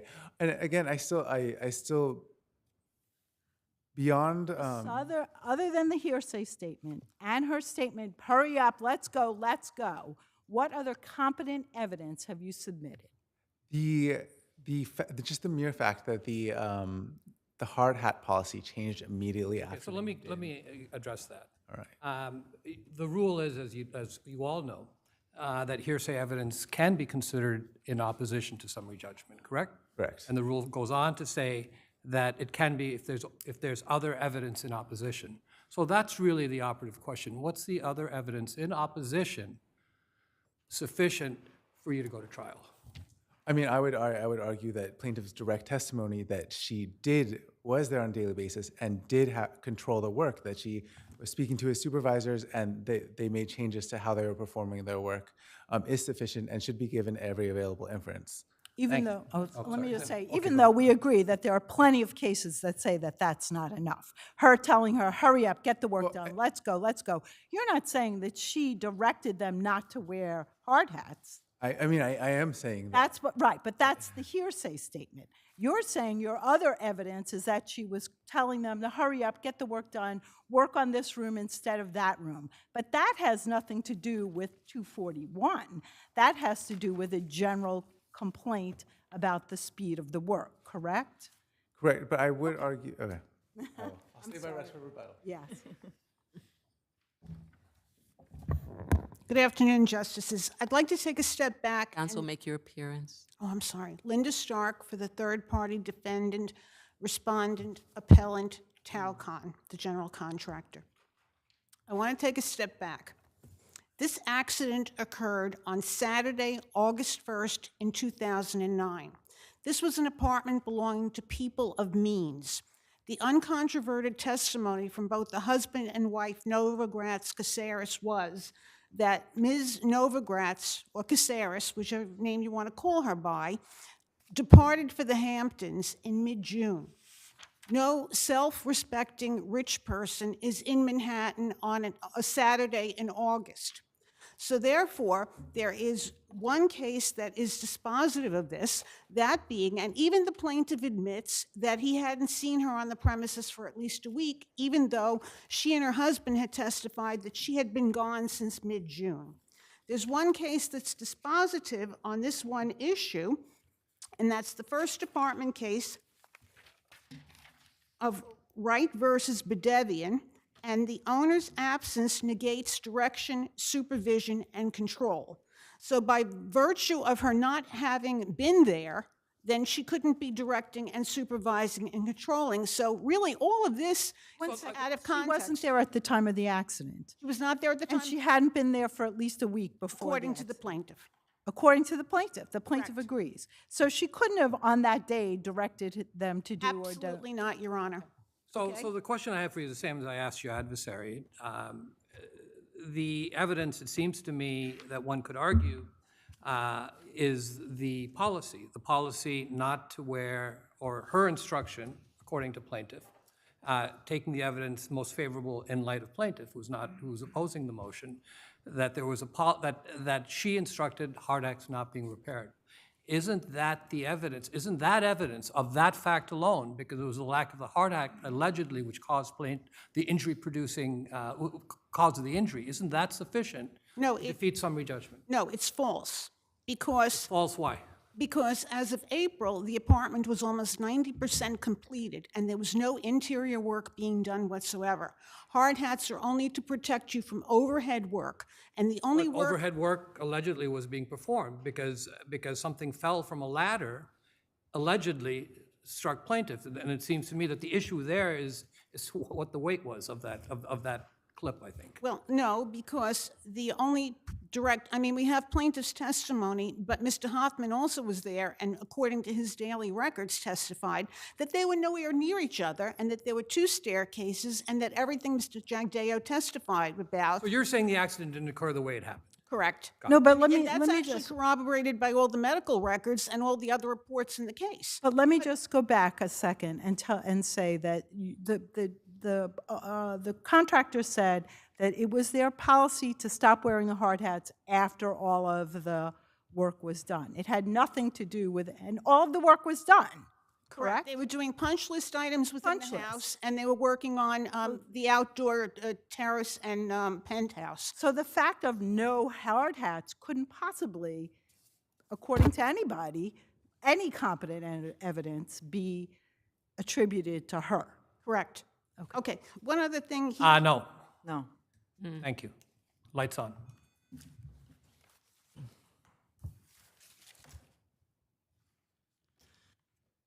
May it please the court, Eric Bailey, Barrett LLP, for the various defendants, both condominium and unit owner.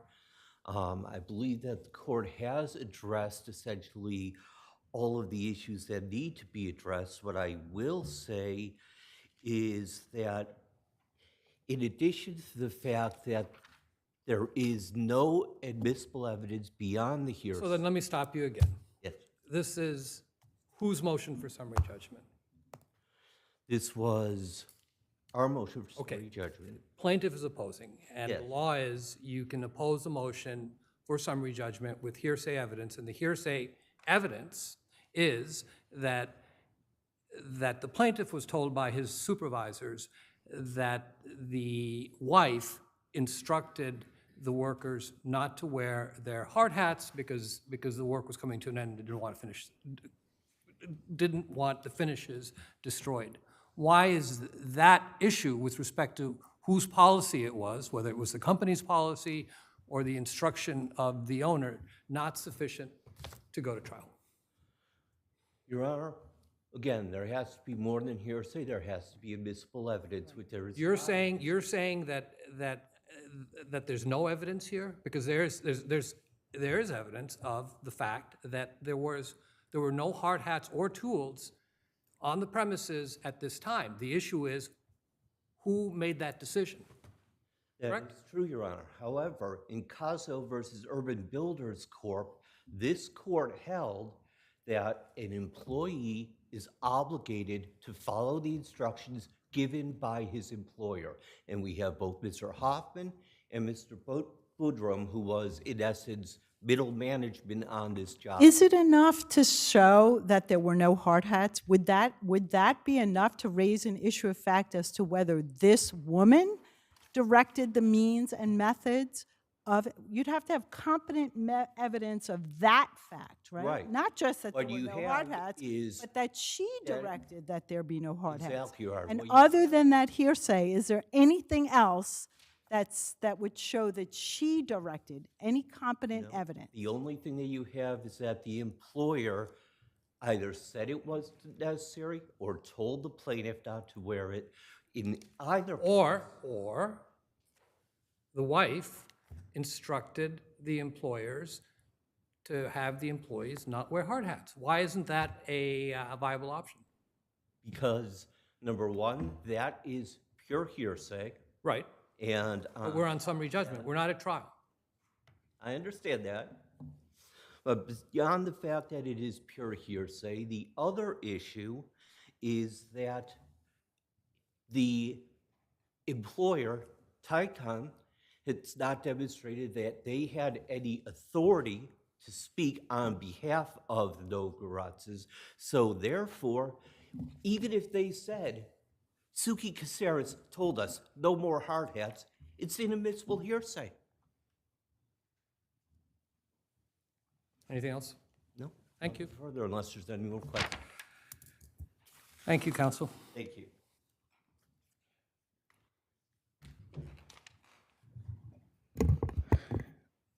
Your Honors, I'd just like to focus on something that was said. It is submitted that it is sufficient that evidence. Let me just clarify with you. You agree with me that it can't only be hearsay. You have to, hearsay is okay as long as you have competent evidence too, correct? I agree with you on Right. that. So if all you've got is hearsay. I don't agree then with you you're- that it is hearsay. Okay, okay, that we can disagree with. How do you address counsel's case that says if the owner is away, then they cannot be liable when they're not there, and we know for sure she wasn't there? Regardless, the owner could have given the instruction about hard hats prior to leaving. That's not dispositive of anything. Regardless of whether she's in the Hamptons or in New York, an owner is able to direct who they hire. Counsel, I just want to understand you correctly. So in support of your hearsay in opposition to the summary judgment motion, your other evidence is his testimony that there were no hard hats. I think it's the testimony of multiple employees that there were no hard hats. The testimony that So it was the multiple testimonies that there were no hard hats is sufficient to support your hearsay in opposing the summary judgment. In addition to plaintiff's testimony that Ms. Novogratz did control the means and methods of the work. Even though it's a general testimony, it should still be given credit, which is on page 450 of the record to 453. So that together, it should be sufficient to create a question of fact as to whether she demonstrated or whether she exerted control over the means and methods, and specifically the hard hats. If there are no further questions, I would like to just add one more thing about it being non-hearsay. The testimony is generally accepted about instructions in opposition to sole proximate cause arguments, and I don't believe it's so different here. Thank you very much, and I'll rest on my briefs. No. I didn't get my. You know, I asked you if you filed a notice of appeal. Yes, Our records indicate that you didn't file a notice of appeal. there was an order granting it, and there was then a scheduling order. I absolutely did, Your Honor. Counsel, what are you seeking? No, Dismissal? it's okay. I'm sorry. It's okay. So the representation to the court is that you did file a notice of appeal? And then it was dismissed. I made a motion to reinstate it, and it was granted in the fall. Okay, fair I enough. believe it was about September, Your Honor. So I am incorrect on that, and then I will give you 2 minutes reply. Okay. It's a very small point, but it's the third-party defendant Talcon's position that the court erred in not marking the case fully disposed when it dismissed all claims against all of the primary defendants, and therefore that the case against the third-party defendant was not dismissed. Nobody sought any affirmative relief against the third-party defendant Talcon, and Siegel versus Delta Airlines, this department's case, held that if you don't affirmatively seek relief, then the claim is abandoned. And once there was a dismissal of the plaintiff's complaint, then there was no right to indemnification or contribution. So again, based upon the oldie but goodie cases of Bay Ridge Air Rights and McDermott, then the action against the third-party defendant for indemnification only by Bordenhouse, who had all claims dismissed, should have been dismissed as well. And in a more recent case from this court, Hajari versus 437 Madison, dismissal of the plaintiff's complaint necessarily rendered inoperative any contractor's obligation to defend and indemnify. So if this court hopefully affirms the court below on the dismissals, I would also ask that it dismiss the all cross claims and complaints, even though it was later refiled. We won't even get into that, but all claims, cross claims, because now that the claims brought by the plaintiff are hopefully affirmed dismissed, it renders everything else moot, and my motion was never academic. Thank you. Thank you. People versus Burgess.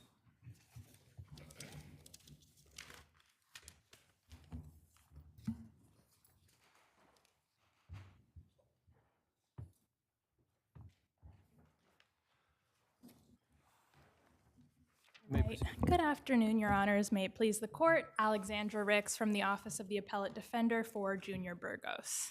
The evidence in this case should have been suppressed because the prosecution's key witness, upon which its entire case rested, Detective Janko, was incredible, and therefore the prosecution did not meet its initial burden of showing the legality of the police conduct. Tell us what was incredible. So as to the two key pieces of evidence here at the suppression hearing, the grinder with heroin residue on it, and as to the Ziploc bag of heroin that the detective claimed was sticking out, his story changed from before the hearing to during the hearing, and even during the hearing itself. So as to the Ziploc bag of heroin, the detective initially testified multiple times on direct examination and on cross-examination that he could see upon his initial approach from the front driver's side, he could see the Ziploc bag of heroin sticking out of the trap or hidden compartment on the back side of the passenger seat. He said that multiple times during direct and cross-examination, and it was only after he was pressed by the court after redirect examination that he first came up with a new story where he said that he saw the Ziploc from a different vantage point and at a different time. He's now saying that it was only after he arrested Mr. Bergos, handcuffed him, took him out of the car, set him to the side of the car, walked around to the back passenger door, and opened the passenger door that he first saw the Ziploc of heroin. And just to put a finer point on it, on page 43 of the detective's testimony, during cross-examination, he was asked, "Is it your testimony that you could see standing outside the car, the Jeep, without opening any doors, in plain view, you could see in the Jeep the drugs? Is that your testimony?" "Yes, sir." And now the court is crediting a version where he's saying, no, I actually saw the drugs for the first time after I opened a door. It wasn't before during my initial approach. And so given a situation where we have, as to the key evidence against Mr. Bergos, there's a complete contradiction in his initial story. Sure, there are inconsistencies, but in general, his testimony is that it was in plain view, right? And why can't the court credit that testimony? The court can't credit testimony where there are two completely contradictory versions of Well, they're not completely, they're inconsistencies. I'm not sure I agree with the characterization that they're completely contradictory. That's fair, but they're contradictory as to where he was when he saw it and when he saw it. And so where there are different versions of his testimony sworn under oath about where he was and when he saw this piece of evidence, it should not be credited. But that is not the only problem with Detective Jenkins' testimony. The standard is high. Credit is, you're saying he's incredible as a matter of law. That's a pretty high standard Because there is some consistency, correct, here? As to it being in plain view, yes, Your Honor. But again, and we're looking at his testimony as a whole, the testimony about the Ziploc is not the only problematic testimony. There's also the testimony about this grinder with heroin residue on it, which he claims at the hearing is the first thing that he saw when he approached the car. He claimed at the hearing that he saw a grinder with heroin residue on it sticking out of the duffel bag on the back seat. And this is the piece of contraband that the court uses to justify its plain view determination in its ultimate decision. But this is something that had never been mentioned before the suppression hearing. He didn't mention it in his sworn grand jury testimony. He didn't mention it in the search warrant affidavit that he signed. And really tellingly, he didn't mention it in any of his police paperwork before he arrived at the suppression hearing that day. And so we're supposed to believe that this Drug Enforcement Task Force officer saw drug paraphernalia and actual drugs, because we're talking about heroin residue he claimed to see, and we're supposed to believe that he had never mentioned this before he arrived at the suppression hearing. And so this is exactly the type of testimony that is clearly tailored to align more closely with the plain view exception, and because of that, this cannot be credited. But again, these are not the only issues with the detective's testimony. We also have his changing description. But wait. He was questioned about why he didn't talk about the grinder, right? And he gave testimony about why he didn't talk about the grinder, and the court found that credible. Again, I mean, but we do this all, trial judges and juries do this all the time. People rarely speak exactly the same the 2, 3, or 4 times they speak together, and the trial judge makes credibility determinations. And on this one, he was specifically asked about why he didn't mention the grinder, and he gave testimony about it, and the court credited it, correct? Yes, the court credited his testimony, and we are Why urging... should we substitute our own view of that evidence for the trial courts? Well, because as a whole, his testimony is incredible as a matter of law, and so this appellate court should substitute your view for the trial courts. But as to the grinder and his answers about it, they were not convincing answers. He said, as it related to the search warrant application, he's like, oh, well, I don't know, I didn't write it. The prosecutor wrote it. As to the grand jury testimony, he kind of vaguely alluded to his testimony being vague, and he didn't have any explanation at all for why he had never mentioned it in any of his police paperwork. And again, where we have... Mention it when he spoke about getting the search warrant? Wasn't that part of calling the other witness about him saying, okay, I see the drugs, do I need a search warrant now?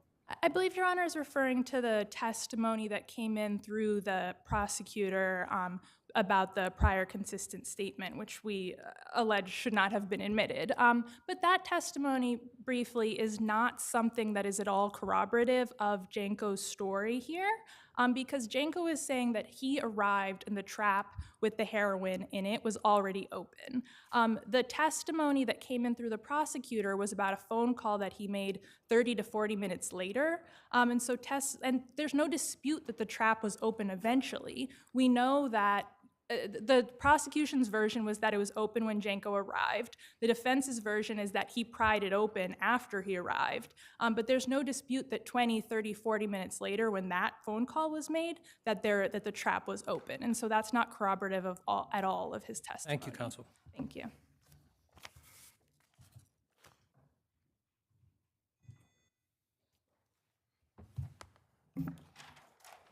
You may proceed. Your Honors, and may it please the Court, Anna Nachik for the people. The suppression court correctly declined to suppress the evidence seized from defendant's vehicle. Detective Janko testified that from his vantage point outside of the vehicle, he was able to see a grinder with heroin residue What should we make of the clear inconsistencies in the testimony? on the issue of the grinder or on the... Yeah, in terms of the grinder being in plain view.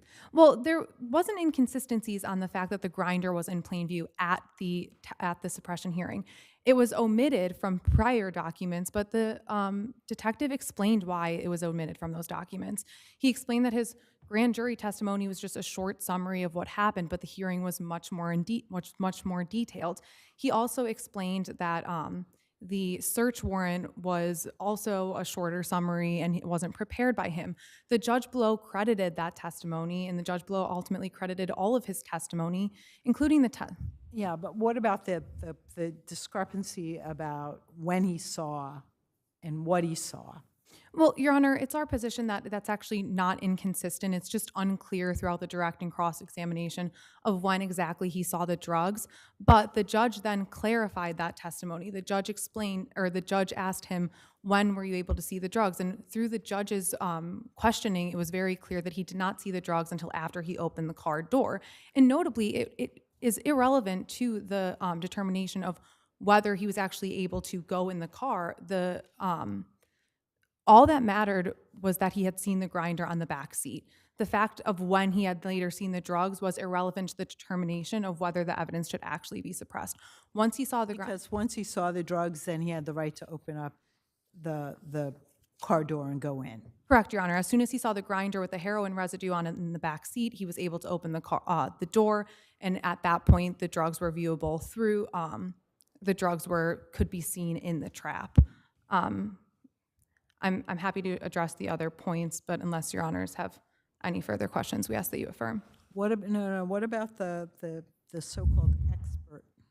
Your Honor, the expert was properly permitted to testify as an expert in trap operation. He had experience personally uncovering 60 traps. He had seen 150. He also had multiple trainings on hidden compartments that included topics such as trap making, trap detection, dynamics of trap building.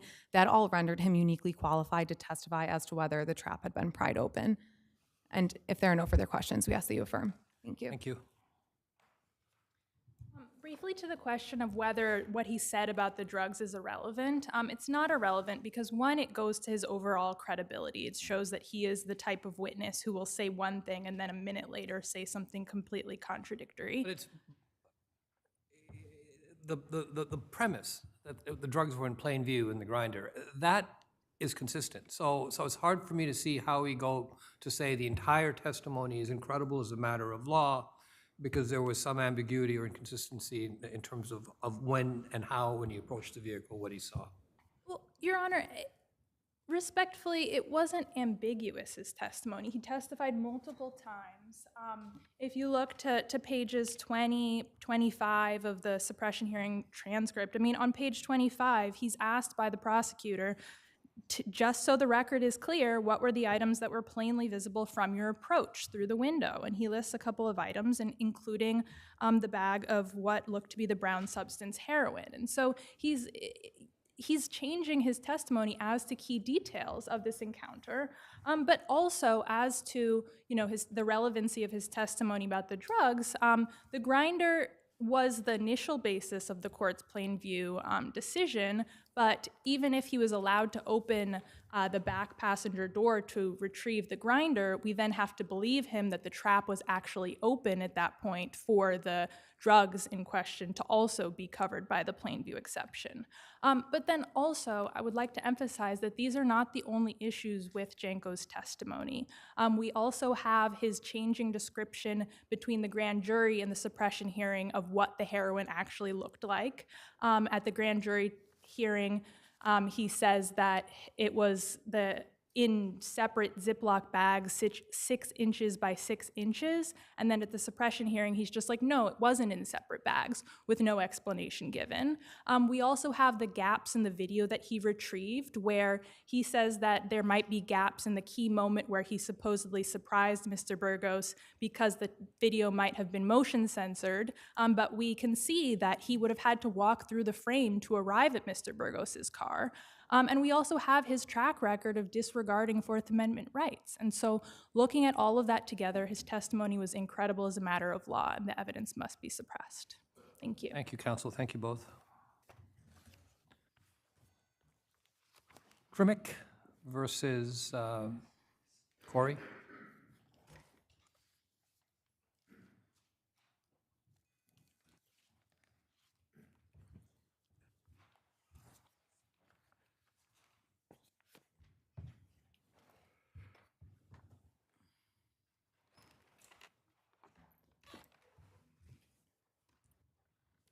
Anytime you're ready, counsel. You're making me nervous now. I waited all this time, and I'm like, oh, well, I should have been first. All jokes aside, may it please the court. Good afternoon, Your Honors. My name is Paul Carney. I represent the plaintiffs in this matter, the appellants. And what we're doing here is we're seeking to have the lower court order reversed. We believe that the lower court got it wrong on this case, on the law and the facts. We have a plaintiff who was involved in an automobile accident, who was stopped on a ramp, who was struck by a defendant's vehicle, launched into the air and flipped onto the roof of the vehicle. But isn't the issue here, and I agree, the circumstances were not pleasant, but isn't the issue here whether or not in your own plaintiff's records there's evidence of degeneration? No, that's not the issue, Your Honor. There's no issue? There's no issue? No, that's Was there not the degeneration? issue. That's not the issue? No, it is not, Your Honor. Okay. It's about competent medical testimony and a battle of an expert. So you're saying that prima facie wasn't made out then? My argument on the record here as it stands, that you can't make a prima facie showing of an entitlement to summary judgment by citing a primary care provider who's been treating him for years, which shows he's sustained, which indicates that he sustained a serious injury. So counsel, That was my argument. in that regard, Dr. Shine indicated, let's see, the accident was December 8th, 2016. December 20th, the cervical range of motion was -5, which of course does not meet threshold. And then subsequent thereto, he indicated in March of 2017 that the plaintiff was in pristine condition.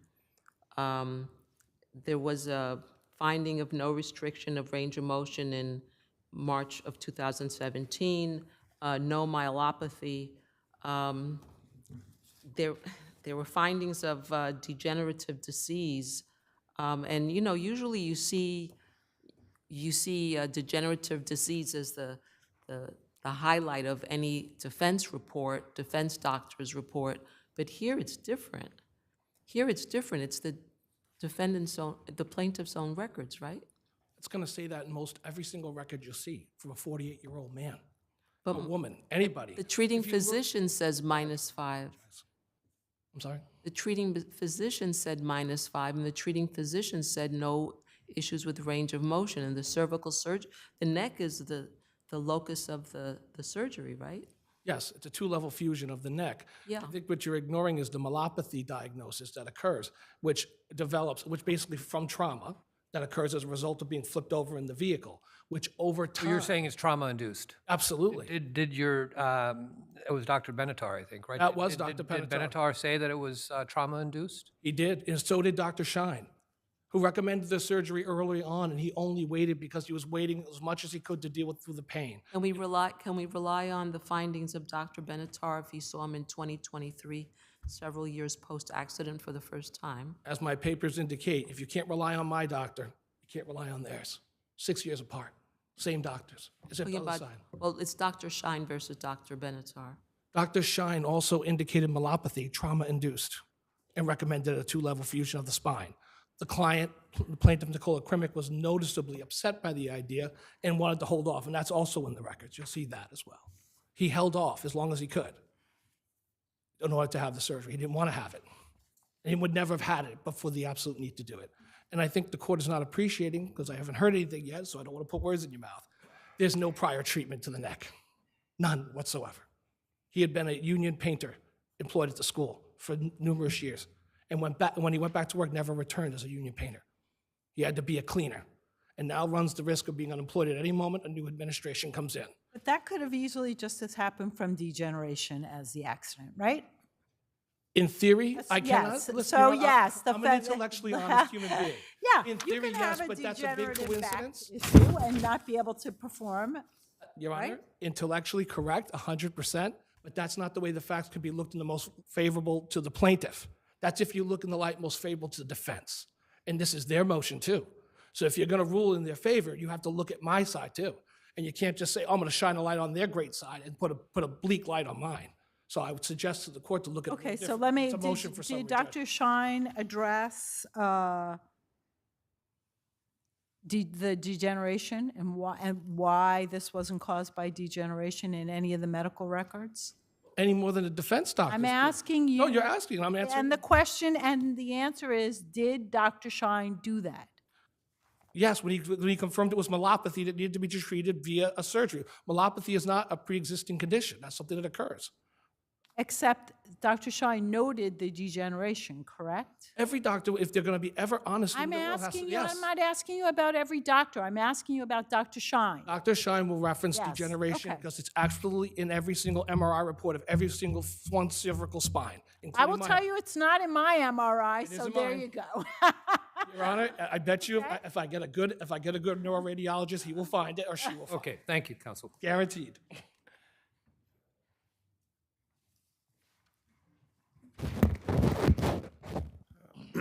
May it please the court, Gerard Farrar for defendant respondent Corey.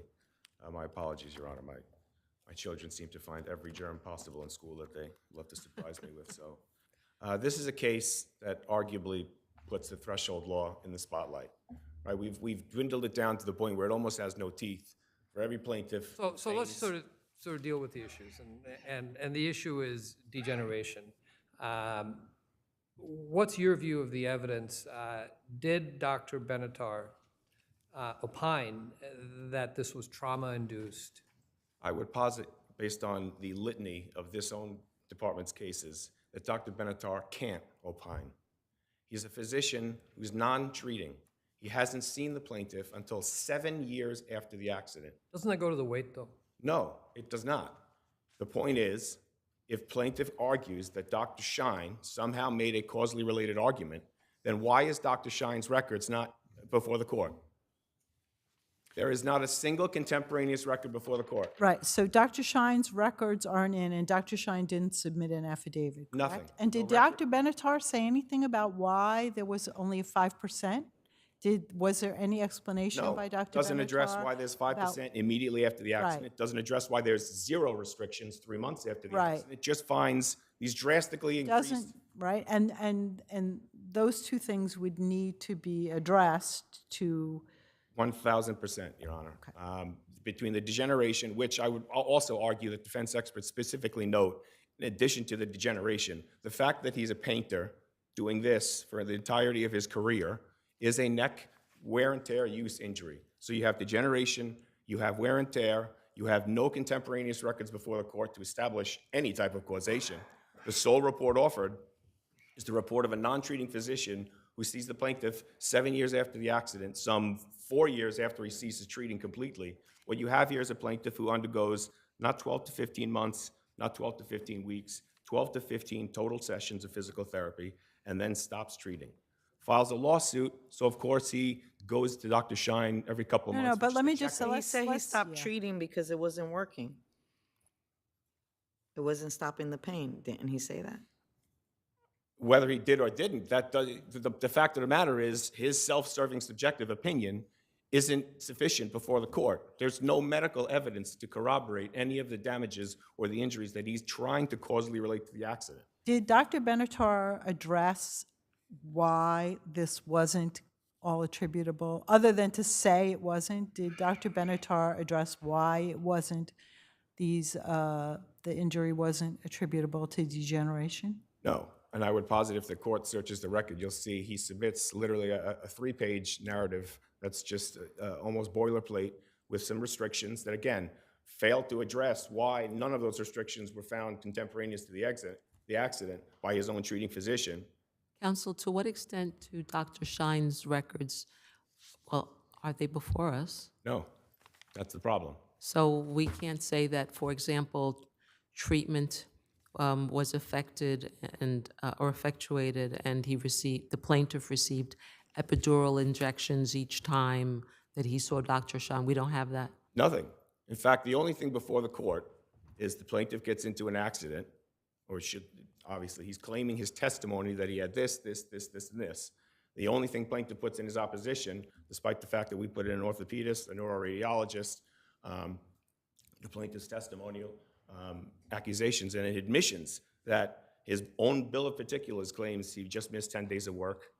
His own doctor, Dr. Shine's report, claims that he missed no work and in fact was working full duty, that yet plaintiff then testifies that he somehow has all these restrictions. The bottom line is, even if any of that were true, it has to be medically necessary. It can't just be a plaintiff saying, I can't work anymore because I'm hurt. It has to be a doctor saying, you can't work, I'm instructing you not to work because you have X, Y, and Z. You can't take a plaintiff's self-serving opinion. Otherwise, as I noted, the legislative intent behind the threshold was to get rid of many of these frivolous cases and to sort of get rid of the overburdened court dockets. And this is one of those cases. A few sessions of physical therapy, 4 years of no treatment, and then he goes for spinal surgery because he's got a lawsuit pending with no value. And then 2 years later, they get an expert that says it's all causally related to that accident that was 7 years ago. I would posit that the lower court got it right, and I would simply ask this court to affirm. Thank you, counsel. Thank you, Your Honors.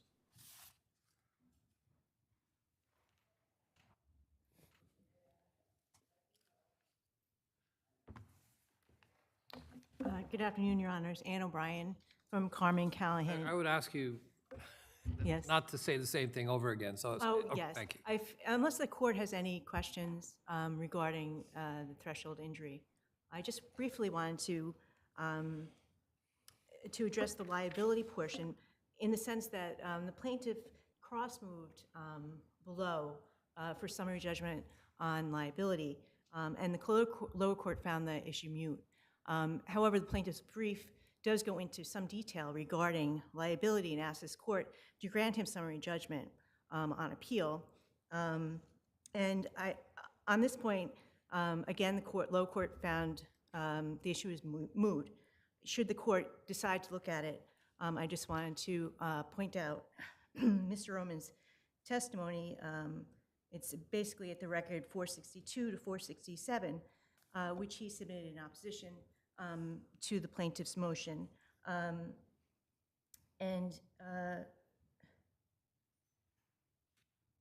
He said his tire blew, right? It wasn't right. Thank you, Your His Honor. tire blew. I'm looking at it. It wasn't Yes. him. It was an emergency situation. Yeah, it was a tire blowout, and this was actually the motion below was a motion to renew, because plaintiffs previously moved for summary judgment before the plaintiffs or any of the parties' depositions, and then he moved to that motion was denied. Then he moved to renew and re-argue that motion. That was also denied, and then finally he cross-moved on the threshold motion. The court didn't reach the merits of that. But I would point the court to the Mr. Roman's deposition testimony that clearly he testified that there was a tire blowout and he acted as best he could in response to that. Thank you, counsel. Thank you, Your Honors.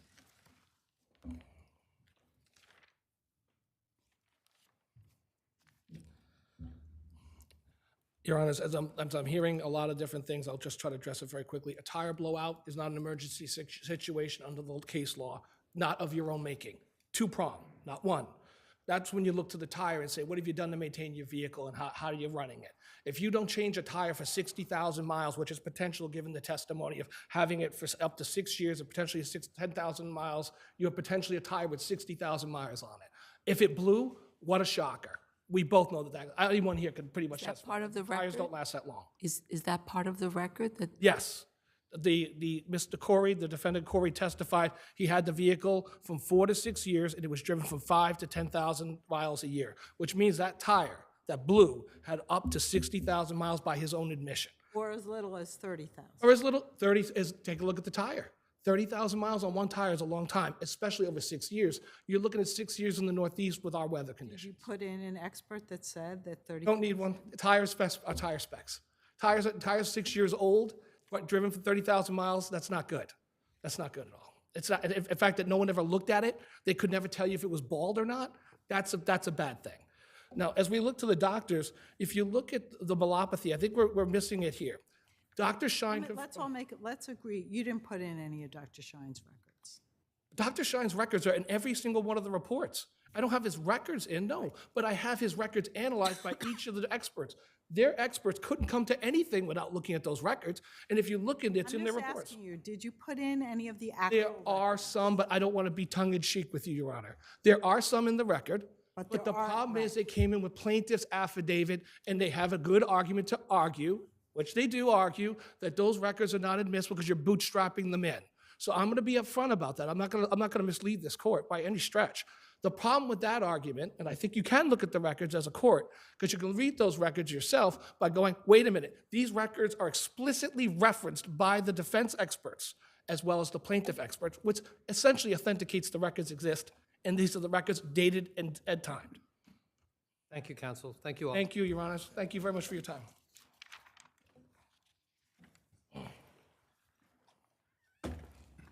Roosevelt Lee, 38 LLC versus Bornstar.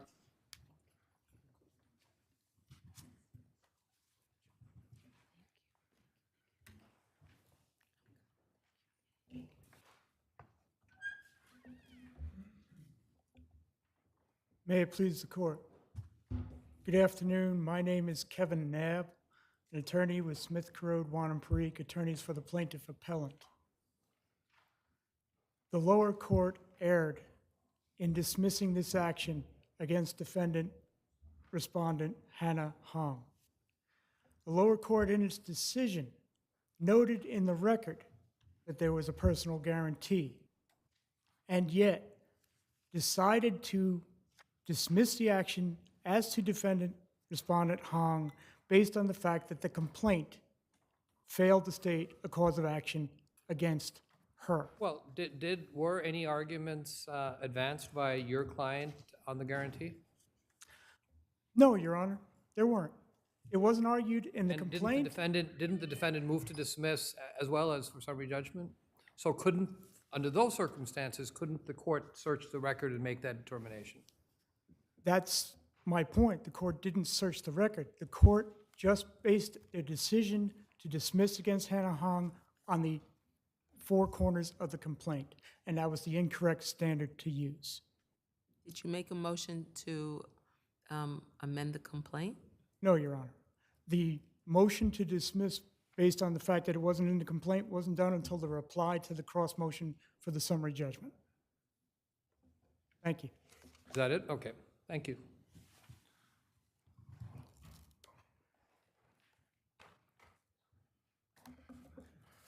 Good afternoon, Your Honors. May it please the court. Jeffrey Patel for the respondents cross So appellant. procedurally, isn't counsel correct?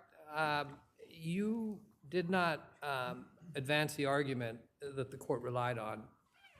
It was really made in reply as a throwaway, and then the court responded. Is that appropriate procedure? Yes, it was in this circumstance because. But would you agree that first time you raised the issue was in reply, pointing out that there's nothing about connecting my client to the guarantee? Well, the first time it was raised was in the notice of motion, which requested summary judgment on all affirmative defenses. But you didn't explain the basis for that, correct? Until reply. In the moving memorandum in support of my cross motion, I didn't detail arguments on behalf of Ms. Hong. However, when they submitted their reply papers, Their opposition. their opposition, which were clearly not true. They said it was undisputed that Ms. Hong signed a lease by referring to the defendants, and it was undisputed that Ms. Hong breached the lease. And my reply was, it's not undisputed. She's not actually a party to that. Now, he's complaining that the court didn't search the record and dismiss this based upon the four corners of the complaint. That's not correct either. The opinion states that in the opinion, the motion court acknowledges the existence of a guarantee. So the court, even though that was never brought up in their papers, the court found that out. Also, he cannot really claim prejudice because after I submitted this reply, he could have moved to file a surreply. We had extensive oral argument. Although the transcript is not in the papers, we had oral argument. And there was plenty of time to bring that up at that time. I moved for reconsideration on this case.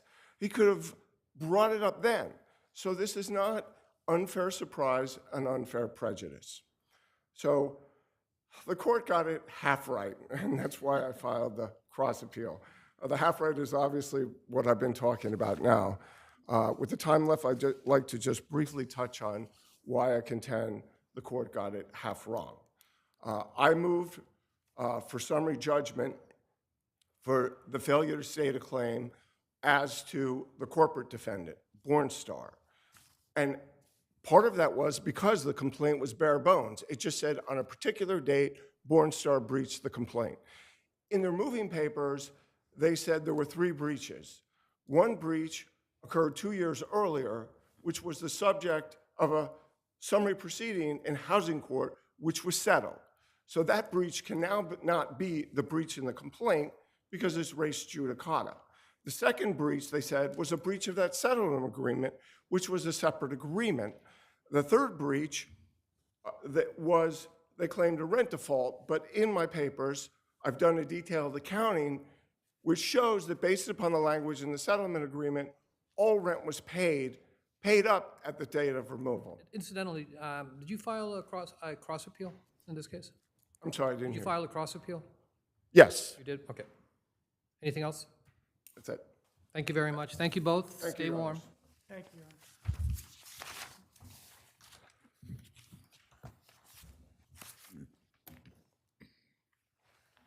Madera versus Hurston. Good afternoon, Your Honors. My name is Paul Tarr from Lester Schwab, Katz and Dwyer for defendant appellants. This is really a very straightforward appeal. The motion court made 2 reversible errors in the first instance. The motion court overlooked that there was more than one element constituting a non-negligent explanation for the rear end. So what is the explanation? What's the non-negligent explanation given by Martin for the collision? There were 2 things. One, that he was cut off on the Cross Bronx by Mr. Madera, Officer Madera, plaintiff's vehicle. He concedes he doesn't know exactly for how long Officer Madera's vehicle was in front of him. However, he does not know precisely how long that period was because there was inclement weather, rain and poor visibility. It was 3 in the afternoon. It was apparently a gray day.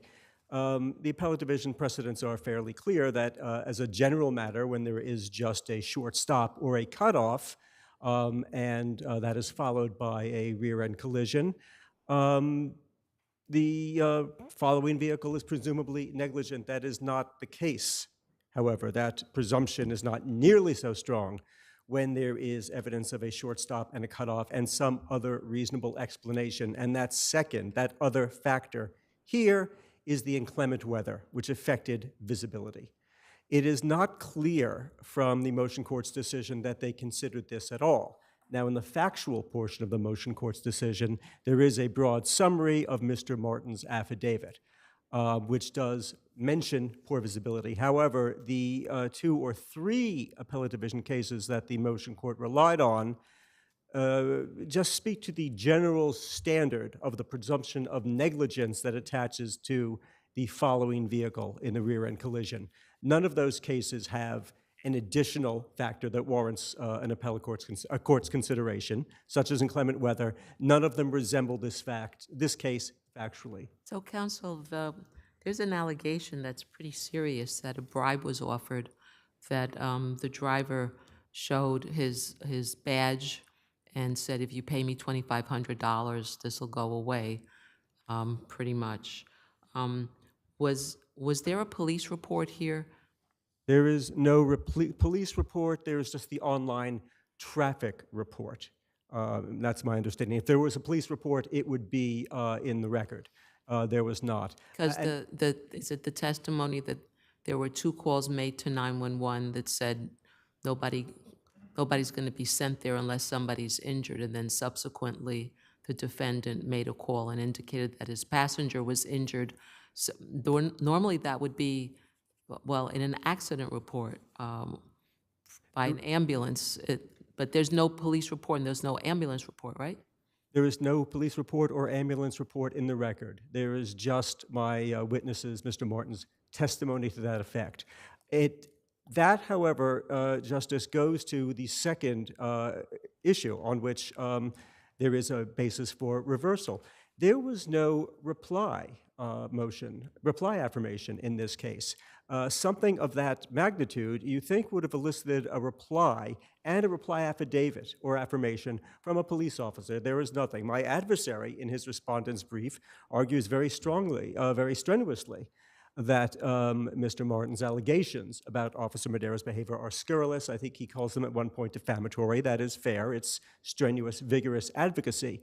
However, there is no such advocacy from Officer Madera on his own behalf. That is not dispositive, but it is curious, and it adds to, or I should say at least underscores, the need for discovery and depositions in this case. May I just interrupt you? Is there any dispute that the plaintiff is a police officer, or you're calling him Officer Madera? Is that for sure? He identified himself as a police officer, and there was nothing pushing back against that characterization in, well, there was no reply. And so if he was not a police officer, he never bothered to put in any papers contradicting my witness, Mr. Martin. Okay. Another reason why I think there needs to be deposition and discovery here. Those are the two bases. If I have some time, I might address the absence of a counterstatement of material fact if this court... 18 seconds. The motion court didn't consider that. It ignored it. It is unpreserved. You have the power to disregard it. You should do so. I think that's under 18. Thank you, Your Honors. Thank you.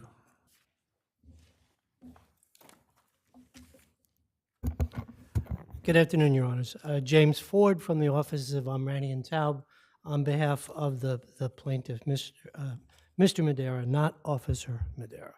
He's not a police officer? No, he's not. It's in our bill of particulars. He works for the Transit Authority. He's not a police officer at all. Is he a transit police officer? No, he is not. Does he have a shield? I don't know if he has a shield or not, but he's an employee of the Transit Authority. It's in our BP that's part of the records on page 81. When I was being sent out to do my first deposition on a motor vehicle case, my mentor said to me, "Kid, time, speed, and distance. Those are the important things you need to evaluate in evaluating any motor vehicle accident."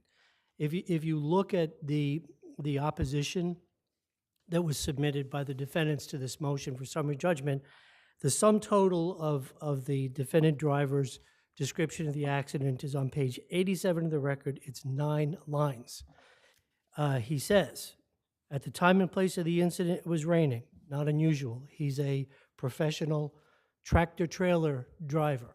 It rains, and you're supposed to drive in the rain. Visibility on that portion of the Cross Bronx Expressway was limited. It happens. You're a professional driver. But what about also the statement that your client came directly in front of him, pulling off from a nearby ramp and characterizing it as sudden? Well, the thing is... Let me add in, which would mean like cutting in 2 lanes of traffic. Well, because the defendant, this happened in the middle lane. The problem with that, again, it's time, speed, and distance. There's no detail given by Mr. Martin as to the distance that this occurred in front of him, how much time passed between any of that, the speeds Why of not the take a vehicles. deposition and find out? He says he cut right in front of me and I couldn't stop. But that's not what he said. The only person that uses the word cutoff is the defense lawyer, okay? He changes it from the description of 9 lines here, which has no detail as far as time, speed, and distance of what these vehicles, or even if the plaintiff was moving or stopped. Do we have a police report that? I'm sorry? Do we have a police report that memorializes any statements? No, there were no police to the scene. No, there was no police report.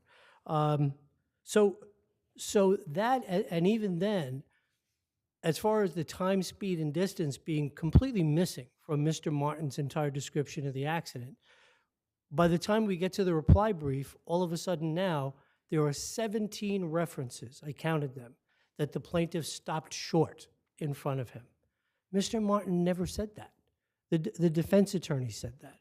So if you take the face value of Mr. Martin's affidavit as to his description of how this accident happened, that's why Judge Perez basically said that his affidavit is completely insufficient to raise a question of fact as to the prima facie case established by the plaintiff. So there's, you're in, I understand that attorneys, they have their opinions on a set of facts. But you're not entitled to a new set of facts. You can't change the fact and say 17 times in your reply brief that the plaintiff stopped short in front of Mr. Martin, when he never said that. He never even claimed that he said that. So, Why not put in a reply and say all that? It's a good argument. Why not submit a reply? Well, I mean, there was no, we're not required to submit a reply. I mean, I suppose we could have. Again, I guess we could have replied to this nonsense about. I guess less is best, like your mentor said. Yeah, I mean, it's not something that's required. To be honest with you, the allegation about the bribery and offering $2,500 was pure nonsense. Is there any complaint made No, to a supervisory authority? no. The first time it came up was in this affidavit when all of this happened, that there was supposedly money offered, which again, playing devil's advocate, even if that happened, it would have nothing to do with how the accident happened. Well, it would bring your client's credibility into It would, yeah, fair. So it would have something to do that's with the fair, accident. and I suppose, And I was surprised that your client didn't deny it, because it does raise an issue of credibility. I suppose, and that could still come up. I suppose if there's a damages trial, if liability is determined in the plaintiff's favor, I suppose they could bring that up, a post-accident conversation that happened at the scene. I guess they can, and I'm sure they will.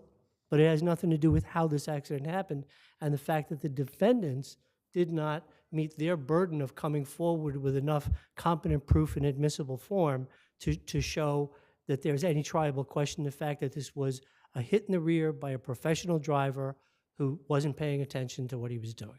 Thank you, counsel. Thank you very much, Your Honors.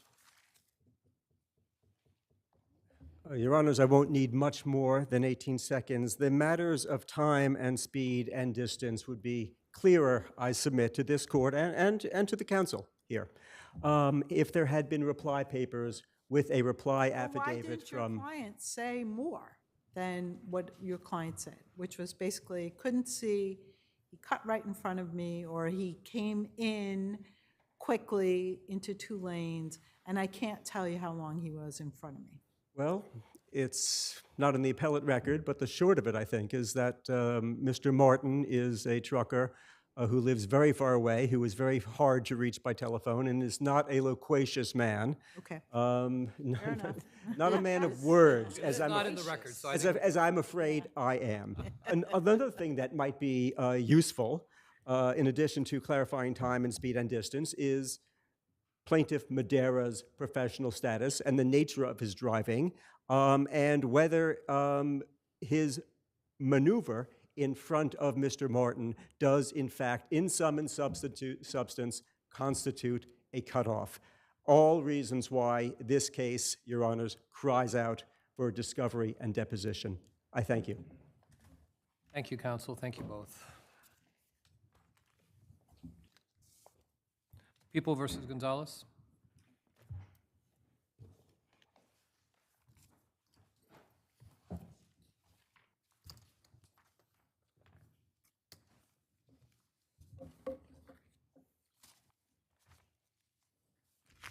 You may proceed, counsel. Thank you. Good afternoon. Simon Greenberg for Alberto Gonzalez. Mr. Gonzalez should be a level 1 SORA registrant. His offense was aberrational. It was out of care. Yes, Your Honor. Just start you by asking, you're not disputing that under the RAI he's a 2? He's a presumptive level 2 on the RAI based on 80 points. Your argument is that the trial court abused its discretion in not moving him down to a 1. Yes, we argue that the trial court abused discretion, and also that this court should exercise its plenary authority to substitute discretion. But you're not arguing that he should be a 1 because he was misscored. No. Okay. He should be a level 1 because a downward departure was strong basis for a downward departure was established. What are the here. factors that support a downward departure to a 1? Do you mean specifically the mitigating? Well, so we alleged two all the specific factors. mitigating factors, which were Actually, and I could be a little more specific. All the factors not considered by the RAI. Yes. So the 2 mitigating factors legally that we alleged were Mr. Gonzalez's family support and his... Was that family, let me stop you there. Was that family support, was he living with his family before the incident? He was living with his mother before the incident. Family support really didn't change anything, correct? I don't think, Your Honor, that the law requires that that family support come into existence after the time of the crime. I think that's rather unusual that someone would have no family support when they committed a crime and then all of a sudden afterward. You'd be surprised how that is not unusual to have no family support before a crime. Well, I mean, saying and then to then So for then it to you come could out of argue, nowhere. Well, my point is that I don't think the law requires that family support that come into existence only after a crime. Okay, counsel, but he had the family support when he committed this crime, correct? He did, but... And so if we were to give him a downward level 1, he still has that same family. I don't understand why you're bringing up the family then. Well, the family support helps someone who has done something wrong, like once they've paid their debt to society and gone through the process of being punished and atoning for what they've done, to stay on the path toward being a productive member of society and being law-abiding. I guess so. The question then is, if that were true, why didn't the family come in and prevent him from raping this young woman prior to the crime? Why do we consider it now after the crime to be any different than it was prior to the crime? I can't answer the question, Your Honor, why his family You're didn't... saying that's a mitigating factor, because, that Your now Honor, they're going to stop him from committing more crimes. The but they family didn't. support we're not required to show a changed circumstance. Absolutely. We're required to show that there's family support, which case law shows there's some inconsistency in appellate division case law, but there are several cases in the Second Department that say explicitly that family support can be a legally sufficient mitigating factor. Let's talk about treatment programs while incarcerated. Yes, Your Honor. So there was a 5-year period between the 2017 rape and the 2022 SORA hearing. The defendant did enroll in a program to be a medical assistant? He already was a medical assistant. That was a degree he received from the Mandel College of Medicine before the crime occurred. Yeah, but he was incarcerated for 4 years and only began the SOCTP and the ASAT in May of 2022. What's exceptional about that? That's correct, Your Honor. So,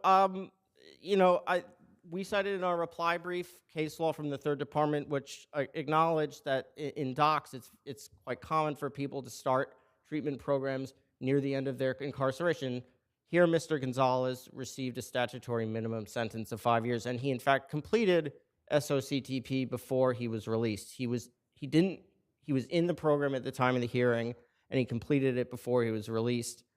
He was in drug and alcohol treatment at the time of the hearing, and he was still in it at the time of his release. But what's exceptional here is 0 tickets. He was rated acceptable in SOCTP, right? Not exceptional, not anything fabulous, but acceptable, correct? That's correct, Your Honor. So for the treatment itself, that would not necessarily express an extraordinary compliance with those programs. Well, we're not arguing that the SOCTP itself, that we established exceptional response. What we're arguing is that while he was incarcerated, that Mr. Gonzalez had a strong capacity for rehabilitation. He had no prior convictions, and he got the statutory minimum sentence, which strongly suggests everyone involved in the plea process understood that this could be an aberrational offense, and they had a strong capacity for rehabilitation. He had 0 tickets while he was incarcerated. He was praised by DOC's employees, and he made a profound statement, before he was around the time of the SOAR hearing, saying, "I'm truly sorry for what I did. I recognize what I did was wrong. I will not do it again." And that establishes rehabilitation. It's someone who had a strong capacity for rehabilitation, did something bad, very bad. It was a terrible exercise in judgment, but he got the statutory minimum sentence. May I ask one more quick question? Yes, Your Honor. Did he do alcohol abuse training? He was in the program at the time of his release from But he didn't complete, so he didn't go in because obviously, I think what he said was, I was drunk at the time of, and he didn't do alcohol abuse training until right before he left the program, right, left? He did not start it until And he never completed it by the time he got out. he was not able to complete it because. Okay. Yes, Your Honor. Were all these factors taken into account by the risk assessment instrument? The two mitigating factors that we legally rely on to establish factors, steps 1 and 2 of Gelati, are family support and his exceptional record while incarcerated. And neither of those is adequately taken into account by the RAI. The Second Department in People v. Torres and in Teneo Morales specifically recognizes family support is not taken into account. There is some inconsistency in appellate division case law about that. The Court of Appeals has recognized that inconsistency. Factor 13 explicitly takes into Counsel. account. The rest on Yeah. rebuttal. Okay, thank you.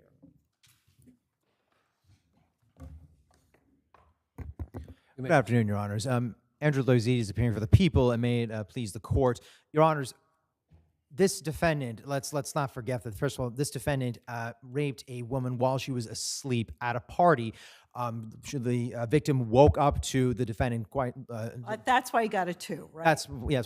Okay, so let's talk about exceptional institutional record. Or rather, perhaps the lack of anything exceptional, because there was nothing in the record that's established that he did anything exceptionally. He received average and above average marks. There was nothing about his rehabilitation that it seemed exceptional. Counsel said something about all the DOCSS people were praising him. That's wonderful. They're giving high marks, but nothing in terms of his treatment or anything like that warranted any exceptional What about remarks. his, as counsel characterized it, a clean disciplinary record? I believe he had, yes, it might have been 1 tier 2 infraction, if I'm not mistaken, but nothing of a tier 3, perhaps. But nevertheless, he didn't complete this. He waited until just a few months before his release to complete the sexual offenders treatment program. He didn't finish completing his alcohol and substance abuse treatment program. I also would just like to point out that, as mentioned before, counsel just mentioned a bunch of mitigating factors, but all these, again, were before the lower court when it heard both counsel's arguments and all this was taken. The court considered his family support. Oh, yes, it did, and frankly, and asked the very same question: was, well, where was his family support when this occurred? I'd just like to quickly point out the case that defense counsel cites, People versus Teneo Morales from the Second Department. The defendant in that case was involved in a relationship with a victim that it was consensual, and even after the incident would continue to have a consensual relationship. There's nothing consensual about this case here. I would just also point out again that all these mitigating factors were taken before the lower court. The lower court did not abuse its discretion. This defendant, it was properly adjudicated a level 2 offender. And unless Your Honors have any further questions, I respectfully submit on the brief. Thank you. Thank you. Just to be clear, he had 0 tickets, 0 tier 2, 0 tier 3, no tickets at all. The court did consider our argument, but this court can substitute its discretion. And some of the things that the lower court said. Let me just say, Yes, with Your Honor. respect to the family and living situation, he got 0 extra points to that, right?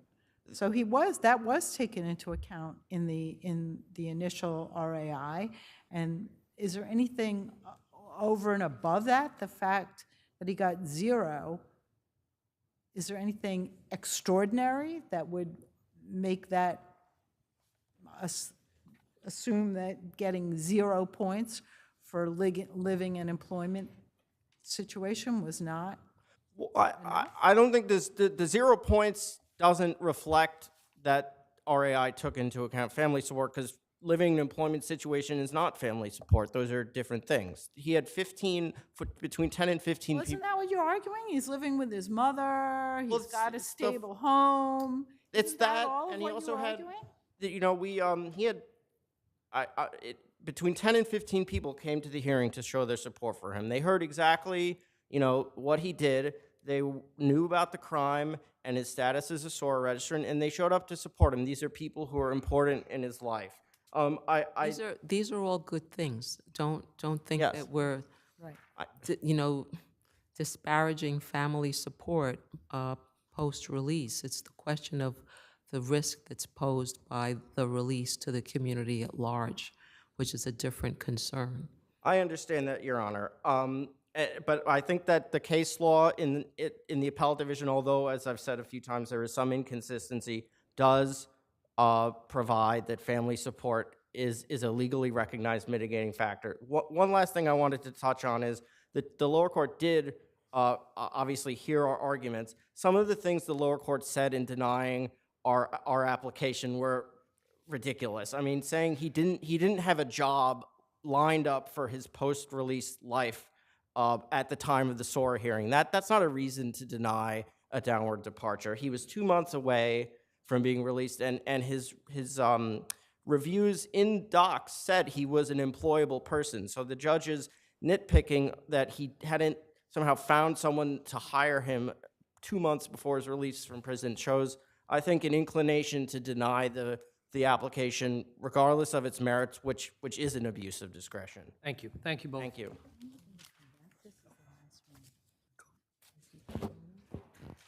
Barrett?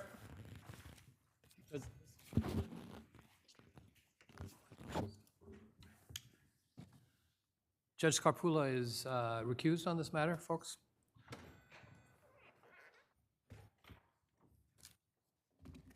Okay. You want a minute? 10 seconds, if I may, Your Honor. Okay. Thank you.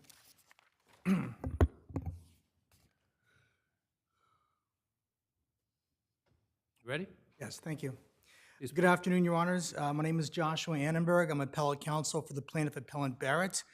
The legal issues for this court are the lower court's improper restriction of the notice of claim to general negligence and its consequent dismissal of the plaintiff's complaint for medical malpractice. What did the notice of claim allege with respect to, I guess, your assertion now that this is a med mal? The notice of claim fully complied with the Court of Appeals requirement from Brown against the City of New York. The notice of claim said the time, place of the incident, the date of the incident, and the nature of the accident to allow the defendant to investigate the matter. So that's where I think where we get stuck. Yeah. Because the nature of the accident does not reference any type of medical treatment or medical shortcoming, but rather references the actions of staff in assisting someone, that not being medical treatment of some sort. I understand that. However, I mean, you're pegging this, the actions of the anesthesiologist. You wish to insert the actions of the anesthesiologist into the notice of claim. well, the notice of claim is not the only thing to be considered either by the lower court or by this court. This court in 2018, I believe, is cited in my brief in a case called Ingreo, held that the plaintiff's 50H testimony also may be considered in determining the scope of the claim. But you're referencing the description. She didn't say groggy. What did she say? She said draggy. Draggy. Draggy. Okay. So you wish to use that to open a door into bringing in the actions of the anesthesiologist feeling draggy? Well, it's not the actions of the anesthesiologist. What we have here is the defendant, the hospital. I don't know if it's an anesthesiologist or somebody else. The defendant's failure to assess the plaintiff's ability to walk after having a surgical procedure with anesthesia. So the 50H testimony goes to that. As Your Honor said, she testified. Would you agree that without that testimony from the hearing, the notice of claim itself is silent as to making any kind of claim with respect to treatment and diagnosis? However, the notice of claim itself would stand on its own 2 feet because according to the Court of Appeals in Brown against the City of New York, my read of it at least is that the notice of claim doesn't even have to use a word of negligence, and it doesn't have to use a word of medical malpractice. All the notice of claim needs to do, which we contend it did here, was provide enough information to allow the defendant to investigate, and in the That would Court of work. Appeals' words, nothing more. That would work if we were talking about regular negligence, right? But how does it work with respect to medical malpractice? Because with medical malpractice, we then take, as this court has recognized, and in Grayo, as cited in my brief, we take the plaintiff's deposition testimony as follows. If I could just provide the court with it's in the record from pages 93 to approximately 99, 100. But doesn't the notice of claim simply say that there was in so many words, that there was a failure to exercise ordinary and reasonable care, and that as a result, the plaintiff was injured? It says it does say negligence. However, So how does that give notice? Again, same question that I asked you when we started the argument. How does it give notice that, in fact, what you're asserting is medical malpractice, the failure to properly diagnose and treat? because as a matter of law, the lower court and this court cannot simply isolate the notice of claim unto itself. It has to also take into consideration the plaintiff's 50H testimony. It also has to take into consideration the occurrence report.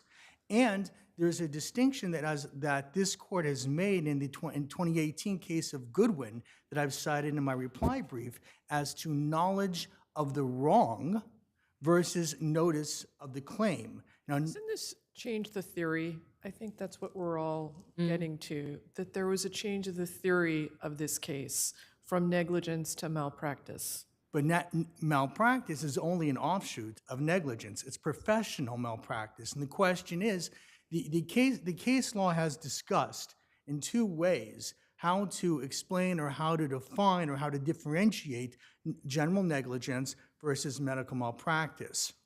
So medical malpractice has been discussed as being that which is substantially related to the medical care and treatment, or also, from this court, where it involves the professional and medical judgment. Counsel, but that's not in the notice of claim. Negligence in the custody and transport and escort of the claimant who was a patient around 10:30 to 11:30 a.m.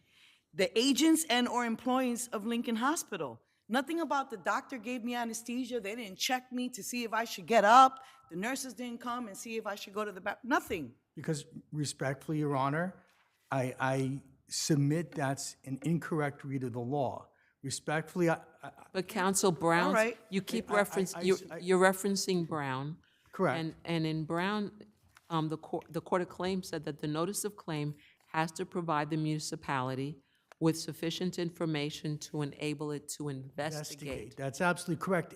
One of the most interesting things in this case on that matter that I certainly brought out in my reply, if not in my principal brief, that there is no allegation, no assertion whatsoever from the defendant that they were not able to properly or at all investigate the matter.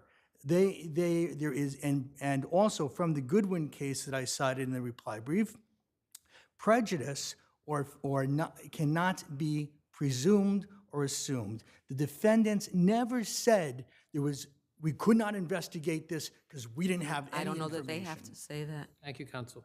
Thank you.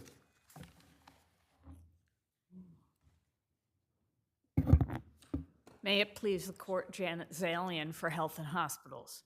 Indeed, as this court's questioning has pointed out, this is a case that Ms. Barrett herself tied to the way she was held while she was being escorted to the bathroom. She retained a lawyer while she was still in the hospital recovering from her broken leg, who filed a notice of claim that day and alleged only ordinary negligence. So your adversary argues to us that we can also look to the 50H hearing.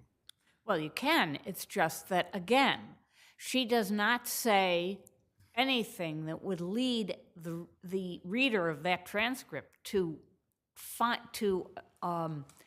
assert that, to infer that she's talking about malpractice here.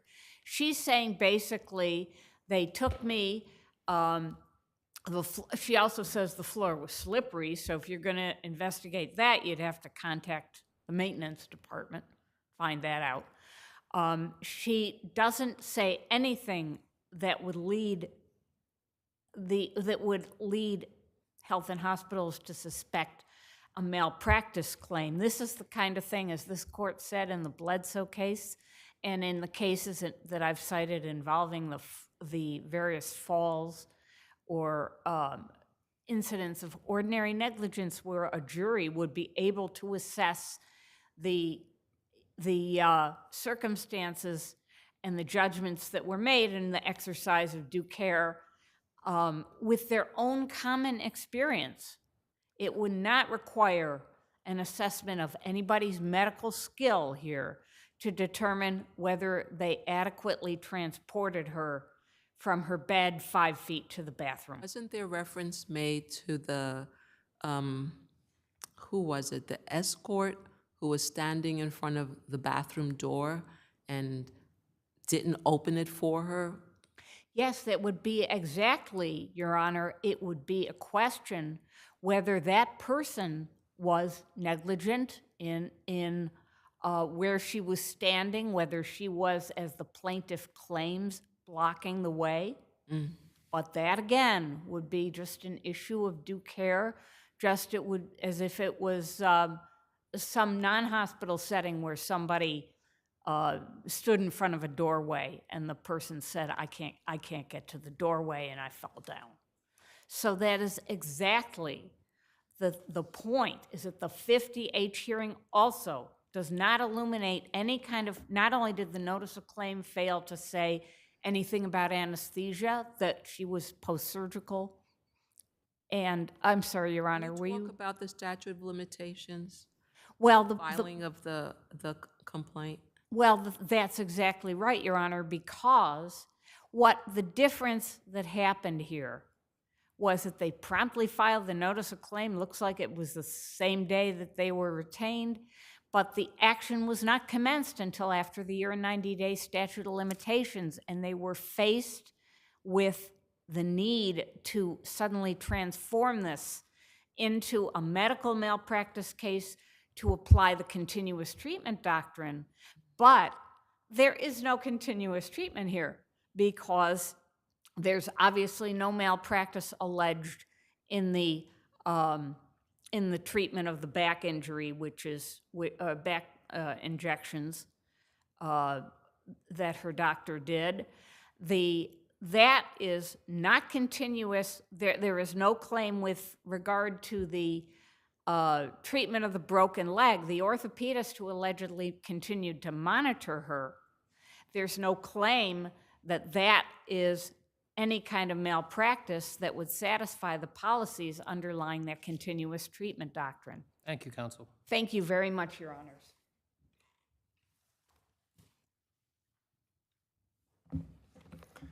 Your Honors, if I may, just on rebuttal, refer to the plaintiff's 50H testimony as follows.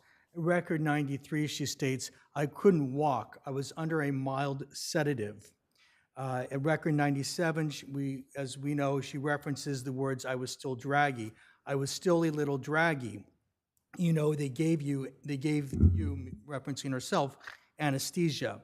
From record 99 to 100, it's when I walked to go to the bathroom, and the ellipses, it was a slip and fall, further ellipses, and by me just coming out of the recovery room, still draggy, I fell. And then at record 96, question and how does that testimony put the defendant on notice that the claim is med mal and not ordinary negligence? There's one more that I would like to read that may go to that question. At record 96, there's a question and answer as follows. Question, did they give you any instructions as how you should walk? The answer is no. I respectfully submit that goes to an issue of the failure to perform the post-operative assessment with respect to whether she was able to walk properly after having anesthesia. The only other thing that I would like to bring to the court's attention, of course, is my citation to Goodwin against New York City Housing Authority from this court in 2017. What satisfies the statute, meaning the GML 50-E, is not knowledge of the wrong. What the statute exacts is notice of the claim. From the questions that I'm hearing from the court, I ask you to take a look again at that case for distinction as to what is notice from notice of the claim versus notice of the wrong, which is discussed and particularized in our Bill of Particulars. Thank you, counsel. Thank you. Both.